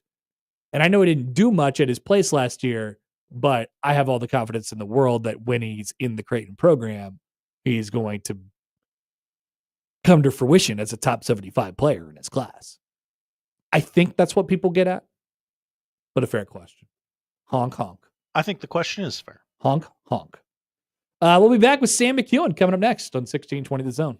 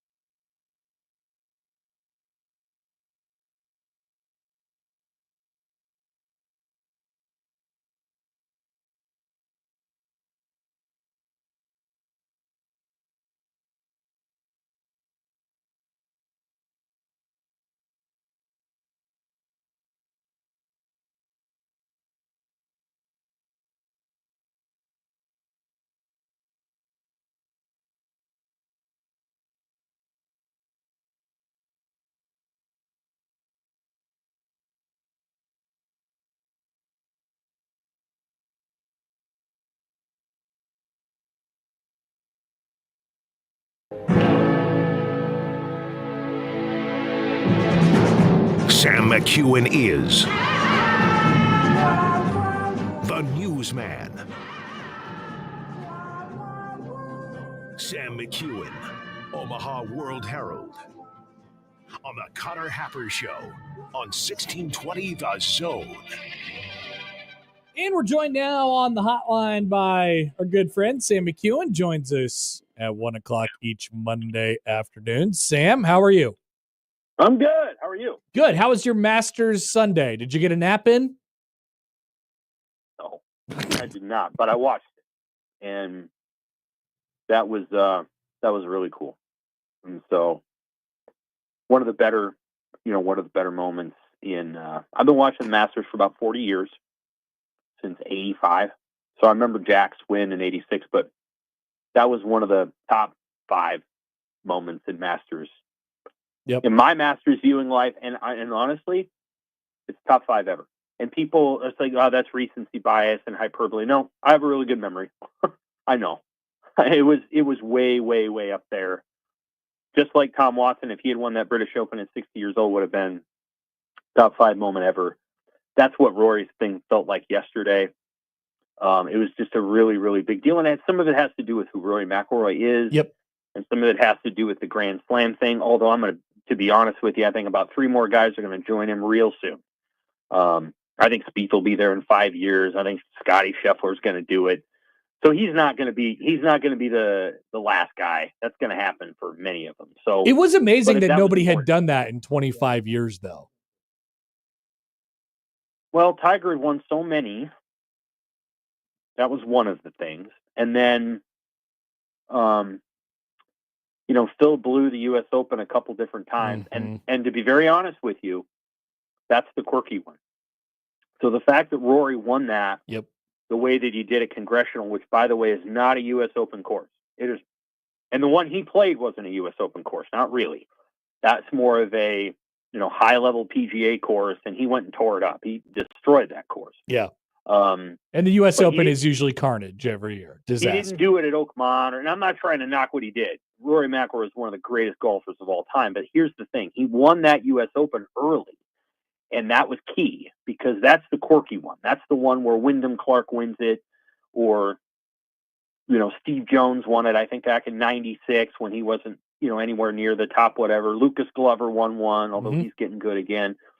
Like, that's the one you got to win, and that's the one that Rory won early, and I'm just telling you, that's going to be the hardest one for Scheffler to win, and a lot of times it's a kind of a backdoor deal where Spieth walked into one because DJ missed a couple putts, and DeChambeau really didn't deserve to win last year. Rory deserved it, but he kind of walked through the back door. So that'll be the hard one to win, but Rory did a great job, and you always kind of thought he would win the Masters. That was something you always kind of figured would happen. And yesterday he won it and lost it about 3 times, but he ended up on winning. So it was like spinning a roulette wheel, and one is win and one is loss, and you're not really sure where the ball's going to end up. And it ended up on win. It was pretty sweet. Yeah, it was absolutely thrilling. Just the drama to watch it take place. You buried him 3 or 4 times before he ultimately, hit a couple incredible approach shots and basically just took his putter completely out of the equation, which was best for him because, oh my goodness, I felt the pressure for him putting for the win on 18, and it was clear it affected him quite a bit. Yeah, it did, and it really did. Those greens were really fast too, and one of the great things about the Masters is you know the course so well. There's no other course on the planet, if you watch a lot of golf, that as well as that course. Mm-hmm. And so, he knows all the places where it needs to go, and that's why guys make birdies. If they only played that course once every 10 years, they'd probably walk off the green, +7. But they know it so well that they know where to put the ball and all that. And so he was able to use all of his considerable memory to leverage a win that he will never forget. And he might win a couple more. I don't know if he'll win the Masters again, but he could win a couple more majors very, very soon. Hey, Sam, was it only, would you consider it only a matter of time before the situation that unfolded at Tennessee this weekend unfolded in college football? I guess, how do you unpack that with Nico Iamaleava?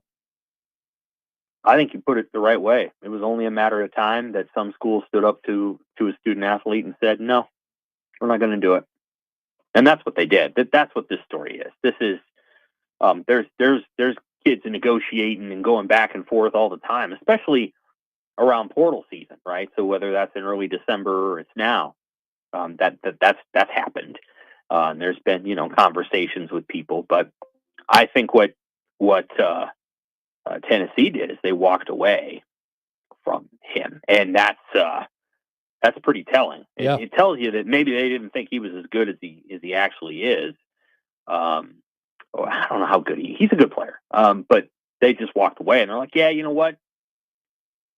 Because if they had not wanted him to walk away, or they didn't want him to not come to practice, they would have given him what he wanted, and they were not willing to do that. Right. And so he was probably a couple of days away from not going into the portal and, swimming around and seeing what's what. Instead, they said, no, you're okay. You're off the team, and you can't play in the spring game.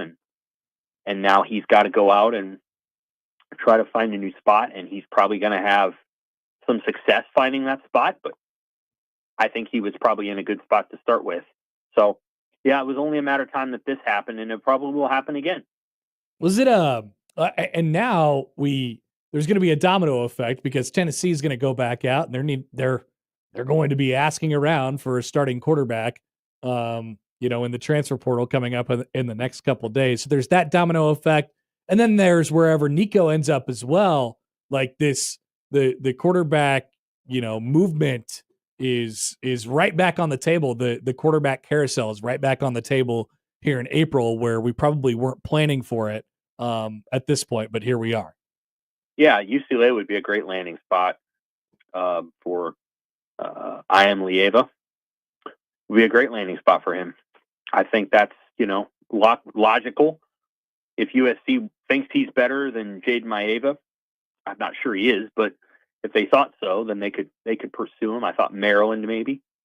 UCLA, if they have the money, I think would be a landing spot. He grew up right around there. So, and UCLA's quarterback is an Appalachian State transfer, fine player. I don't know that he's going to be better than Nico would. So I've also heard, Tennessee might go after Kansas State's quarterback, which that's fine. I don't know that Kansas State would weep too hard. They like the guy, to be clear.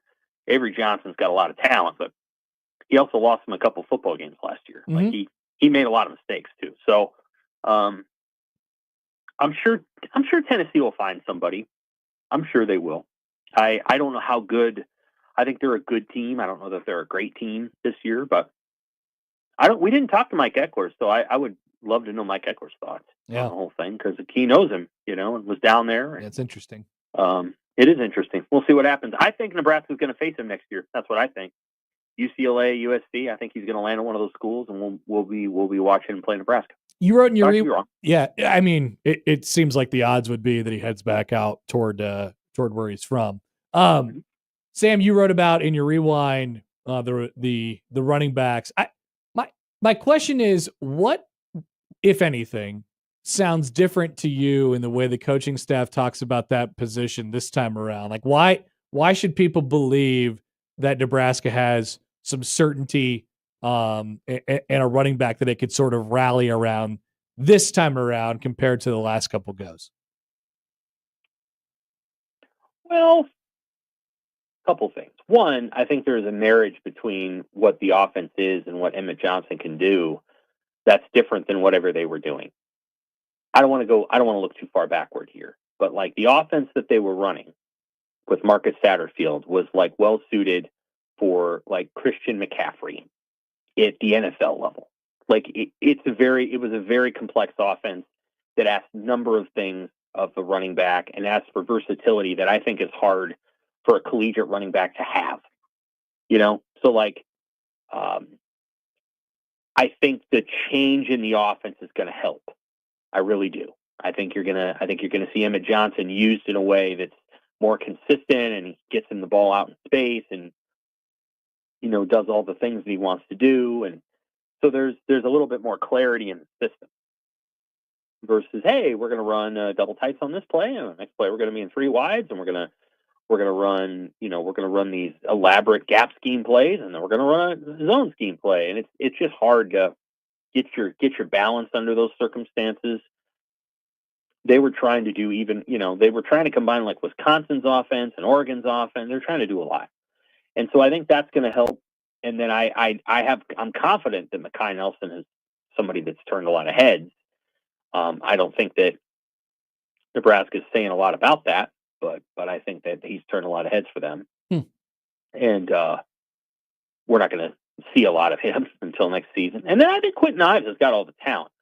The question with Ives is like, when you get to the collegiate level, you're not going to outrun, collegiate safeties and corners and just bounce all your runs. So he had to gain weight.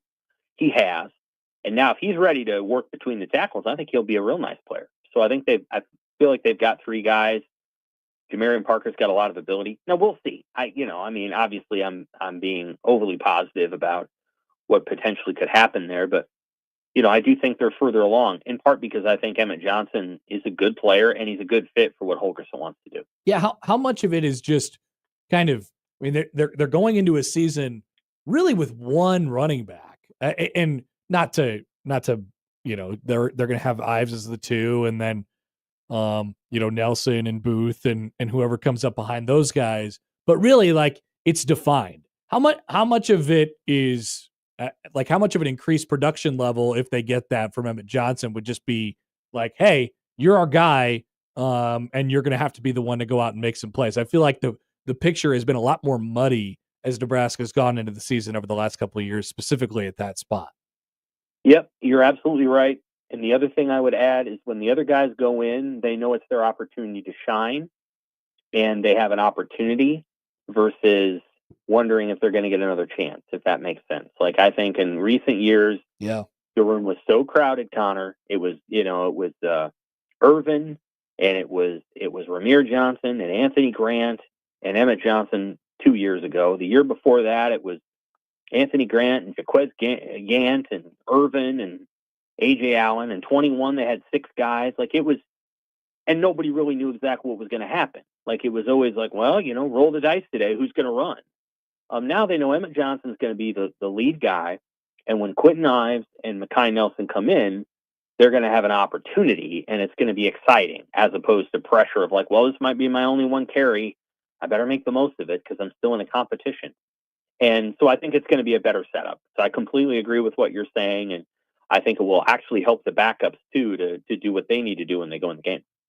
All right, Sam, we will let you go. Appreciate it as always. We're counting down at this point to the Husker game. What are we calling it? The Husker game? I don't know.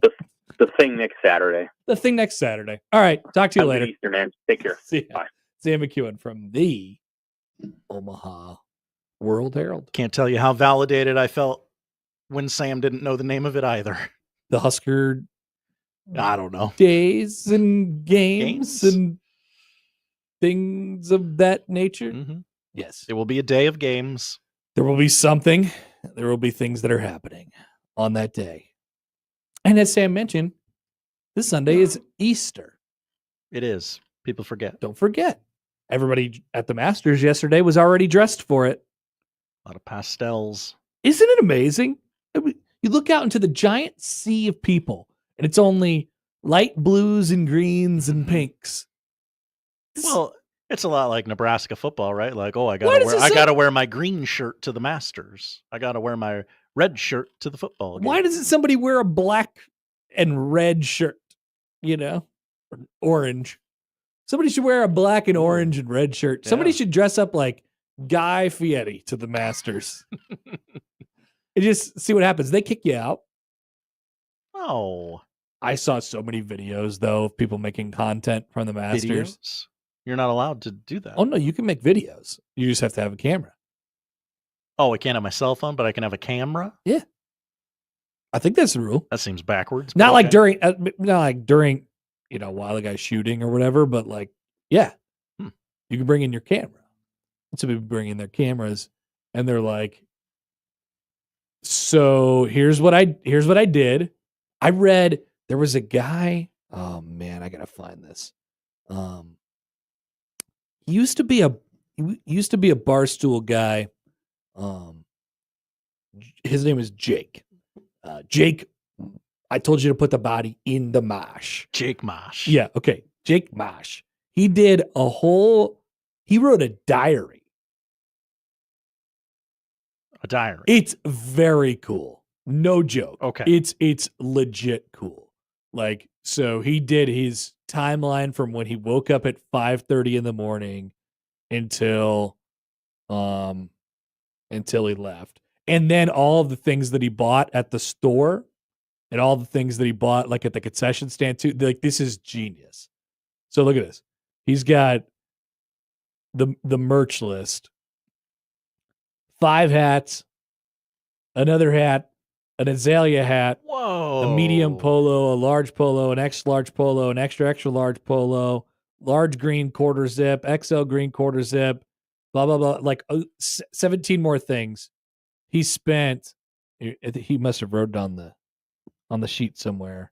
Whoa. He spent like over $2,000 at the merch tent. 7:15, walk into gift shop. Felt like a mix of Disney Line and Toys R Us on a Black Friday. Isn't that insane? Check out at gift shop 7:41 a.m. Total $21.97.67.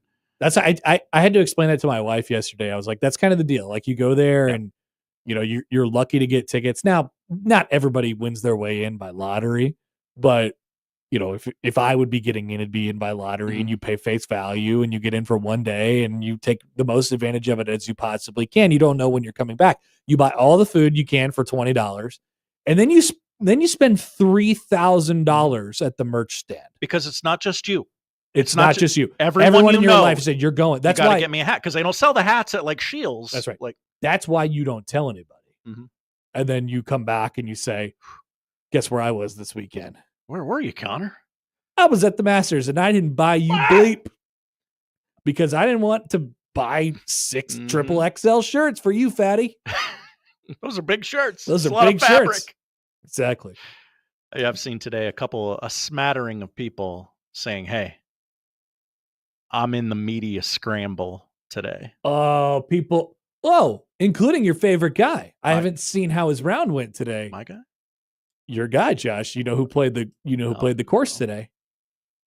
I'm going to guess it was JJ. You got it. That's right. I haven't seen an update from him today, but he was pretty nervous about having to play the course today. I heard he did ask, like, "Hey, I can use my cell phone, right? Because I got to tell people how much harder than them I'm working." I have no tweets from JJ Watt over the last 2 days. Augusta National Round update. 14 minutes ago. Oh my God. Played from member tees, Sunday pins. Okay, so member ball in tees hole. is not like the pro, Right. not where they were playing for yesterday. Ball in hole. No gimmies, no free drops. First 9, 49. Second 9, 54. Total 103. Extremely pleased with the result. What an unbelievable experience at an unbelievable place. Very grateful. Okay, that's incredible. He shot a 103. I would be elated to Yeah, shoot a 103. Even from the member But tees. he's sitting in the car on the way home going, "God, 4 strokes. 4 strokes. To break 100. Yeah. I don't And know, he will man. chase those 4 strokes for the rest of his days. You only get one shot, really. Yeah. But like Now he works at CBS now. but I got the opportunity to,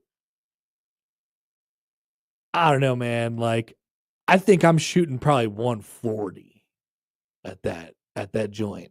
They're asking me to leave. Yeah. There's too many holes in there.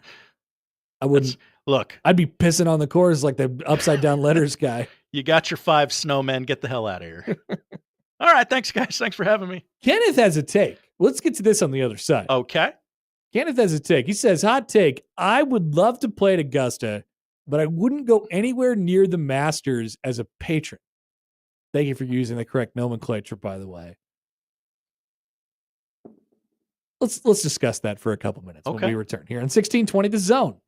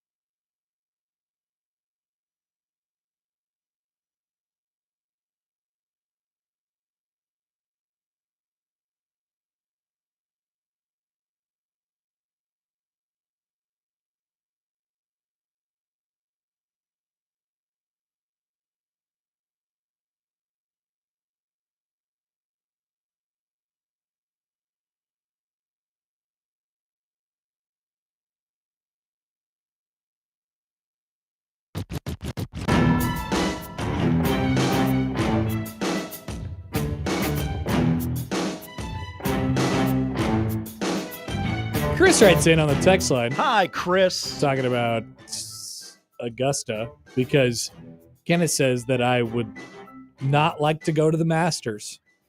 No, thank you, he said. It's very interesting. But Chris says, I can see Connor now at Augusta. Bluetooth speaker cranked up with Kid Rock blasting. Rocking the upside down Creighton hat and jorts. 30-pack of Busch lattes in the cooler. Murica. So you might be surprised to learn this about me. I am actually a pretty heavy... I'm a decorum guy. Wow. On the golf. That's right, Josh. Put me down as a decorum guy. I'm a decorum guy on the golf course. You're a golf etiquette guy? Not necessarily golf etiquette, like okay. on pace or play or whatever. Oh, you walked in my line. Like, no, like that's not a big deal. But I don't really love. I want, if you're playing the music, please keep it down. Okay. Like, there's no way I should be able to hear your cart playing music. Sure. From a hole away. Really, I shouldn't be able to. If you park your cart at the green, or green side, and it's off the path a little bit, and then you got to walk to the green. I probably shouldn't be able to hear the noise that is coming from your cart from the green, like 20, 25 feet away. Keep it quiet, whatever. And no, don't bring your own beer onto the course. Like, they got beer for you there. Yeah. They get your own. They got a lovely gal who will chat you up while she's cracking that Mick Ultra for you. I wouldn't. I'd be lying to you if I said that I hadn't done it before. That I hadn't, brought my own beer in a bag. Sure. But I've just graduated from that point in my life, and I'm happy. I respect it. I'm happy to buy the beer from the beer cart lady or from the clubhouse, and I don't want to cause any problems out there. I don't want to get in anybody else's way. And I don't view this as like this, I'm just going to enjoy my day on the golf course. Keep it quiet. Very quickly, that third to last group yesterday, they should be banned from all PGA events. Oh, the slow asses. The Oberg. Yeah. So that was only because he just couldn't, he took like a 12 on the last hole, Mr. Oberg. That's on you. It took like a 7, which is like a 12 for me, I guess. It did give Rory time to gnaw on that power bar, though. It did. They were really bottled up there a little bit. So I disagree with Kenneth. That's kind of the whole deal. Yep. I would just deal with it for a day. It does seem like a disaster. And I looked at those crowds yesterday and I thought, oh boy, do I even want this? And then I thought, yes, I do. I think I want it one time. I want to be a part of it. I especially got jealous because all those people, and when you're out on the golf course, it's like I've been to a couple majors, but none. I haven't been the Masters. You've been to a few majors? Yes. Wow. Yes, 2. And you're out there, and it's kind of its own world, right? Like, so when you got the people sitting next to the scoreboard, and they're updating the scoreboard, and there's literally no way to know. Yeah. That makes me jealous. I want to be a part of that. That actually looked fun. Like we're all just waiting for the guy. Like we're hearing murmurs like, oh, big cheer over there. What was that? Who was that? Yeah. Yeah. Where'd they come from? Was it on 18? Like, yeah. For one day, I would long for that. And that would be an incredible experience. You kind of just suspend reality. And you got to take a week off of work and it's going to cost you probably several $1,000s, but it's a one-time deal. Greg in Myrtle Beach is here. Hello, Greg in Myrtle Beach. I imagine Greg went to the Masters, right? He told us this a couple weeks ago. Greg is saying that he is playing Augusta for the 14th time next week. Whoa. You got to start giving them out at this point. Start doling them out to people that you like and know, listen to their radio shows. Main key to success, listen to your caddy or you'll be putting from Omaha. Great take. Text from the 402. Hi, 402. Actually, this is from Jed. I just need to put Jed's number in here, so I'll stop doing that. Put him in Jed. the contacts. I knew I was growing up the day I stopped sneaking beers into the golf course. That's a poll question, folks. Did you know you were an adult? Did you know you were an adult when you stopped sneaking beers onto a golf course? And that's when the people they're going to start commenting in, and they're going to say, well, I guess I'm not an adult then, because I like beer and I like sneaking it in and it's cheap and I like bacon. You ever hear of bacon, Josh? That's what they're going to say. Did you know you were an adult when you stopped sneaking beers onto a golf course? Yeah, that's a good poll question. I like it. One more thing before we get out of here. It's sadly about baseball. Sadly? I love talking about baseball. Well, the college baseball teams, I don't know, Josh. They're going to play each other again tomorrow night. Yeah. Again. And by the way, you're going to have many chances to win tickets. Don't buy tickets.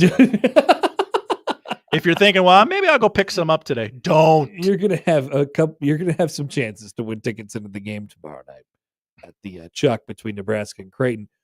But both of them dropped 2 out of 3 on the road over the weekend. Iowa. Iowa's a good school. No, it's not. Seton Hall. Isn't Iowa atop of the Big Ten? No, Iowa sucks, Josh. Who am I thinking of? No, Iowa actually is good at baseball. Oh, okay. But it's just not fun to lose to Iowa. Oh, yeah, of course. It's not, and you know what I always say, it's not fun to lose to Seton Hall in anything either. Right. Hate losing to Seton Hall. They got no money. Would lose to anybody else. Just not Seton Hall. I don't know. Creighton they both needed a series win. Nebraska needs to stack wins. So we have reached the point, Josh. I'm ready to say it. I'm not canceling anybody because that's not what I do. Oh, okay. For both teams, in my humble opinion, the goal is to simply make their own conference tournaments. That's a low bar, Connor. It is. But it's not much, Josh, but it's home. This is what we have at this point. Make your conference tournament. Give yourself a chance, because I don't think either is going to be an at-large candidate at this point. You could probably toss that out the window for both of them. Creighton has the record for it. I don't know. They'd have to really, really, really start winning here. And Nebraska doesn't. Nebraska doesn't even have the record for it anymore. So just get to your conference tournament and give yourself a chance to play in a regional. It's very sad. 12 in the Big Ten, right? 12 baseball teams make the Big Ten baseball tournament. All right. I believe that is correct. Nebraska still OLI. Outside looking in. Nice job, Josh. By just a game. Nice job, Josh. Thank you. Yes, the pool. They could go into pool play if they make the. That's the dream. Stupid Big Ten tournament. And for Creighton, only the top 4 make it in the Big East. So chances are one of those spots is going to belong to Xavier and another one is going to belong to UConn. Even though you beat UConn 2 out of 3, you got to find a way to be definitively better than some of the not so good teams in the league. And you couldn't find a way to do that this weekend. And you did not mention undefeated in conference St. John's, who comes to town this weekend. Oh, hello. Thursday, Friday, and Saturday. What an opportunity. Shout out to Easter on Sunday. Shout out to Easter. Jana writes into the show. Hi, Jana. The Hawks haven't played anyone ranked, and you're right. Iowa sucks. GBR. See, that's what I meant, Josh. They're ranked ahead of actually ranked Oregon in the Big Ten standings. But they haven't played anybody. That's right. One more from O-Trips. Hi, O-Trips. Happer, have you talked about the question on how many strokes you would need to win the Masters if you started on the green every hole? Yes, I've heard this question over the years. Those pin... At least you wouldn't have to worry that much about the pin locations to if you're already on the green to start. That's kind of nice, I guess. But there were some slippery ones yesterday. I don't know. I don't think that I would. No, I'd be hitting some 4 putts. I might sink a long one to Always get myself possible. a hole in one. I don't know. Would I really? How bad would it really be? Would I shoot 100 Would your if I was score win only the- on the green? Yeah. Like I'm not horrible at golf, but I'm like most regular golfers where you could put a couple shots together from the fairway and on the tee, but on a real green and you're putting. Oh no, man. There's some pressure there. I mean, you can 4-putt every hole and make par, right? You could 4-putt every hole and make par on par 4s. Yeah. Yes. You'd hit a 72. Yeah. Sure. I don't think so. I don't know. I feel like it'd be worse than that. I don't think I would win the Masters at that. I mean, Rory was what? 10 under yesterday? That sounds about right. Or I mean, not 10 under yesterday, 10 under for the entire tournament. yeah. I don't know. I don't want to test that theory. That's all I'm thinking. All right, we're back. We have the poll questions, and we'll tell you what to watch as we finish things out on a Monday right here on 1620 The Zone.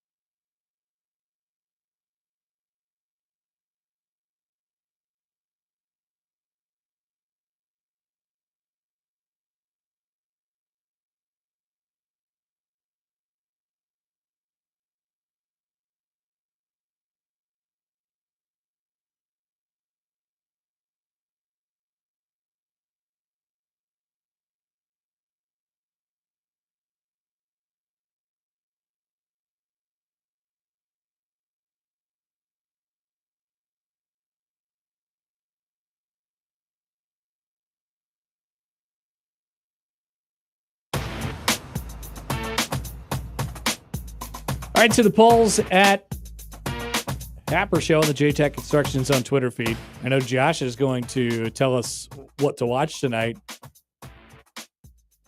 I will. That's my job. Can't wait to hear about the WNBA draft. It's coming. Who's going number 2? That's the real big question. Apparently, there's some big, tall French lady. Yeah. Who's going number 2? The hick from French Lick.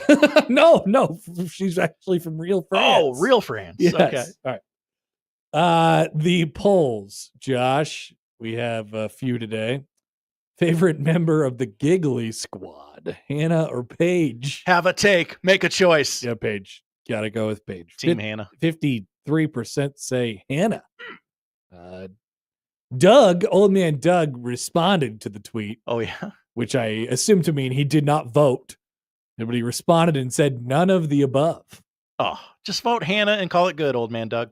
Is Cannon a sick name for a school? Absolutely. Yeah, I think it is. 58% say yes. Jimmy responded, which I assume that meant he did not vote. I'd say it's more of a healthy name for a school. Oh, as in healthy is the opposite of sick. Okay. Yes. Did you know you were an adult when you stopped sneaking beers onto a golf course? I think it's a really good moment in time.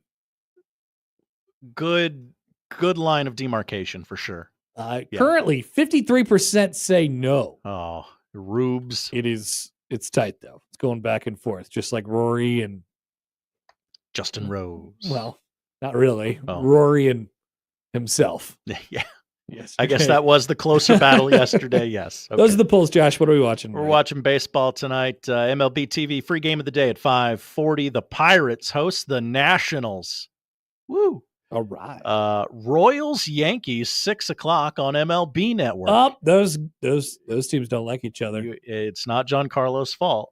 It's not Giancarlo's fault. People forget that. It's not Giancarlo's fault. Thank you. Yeah, I'm sure that. Yes, they can. If you have MLB Network here locally, I'm sure you will be unable to watch that game. That's right.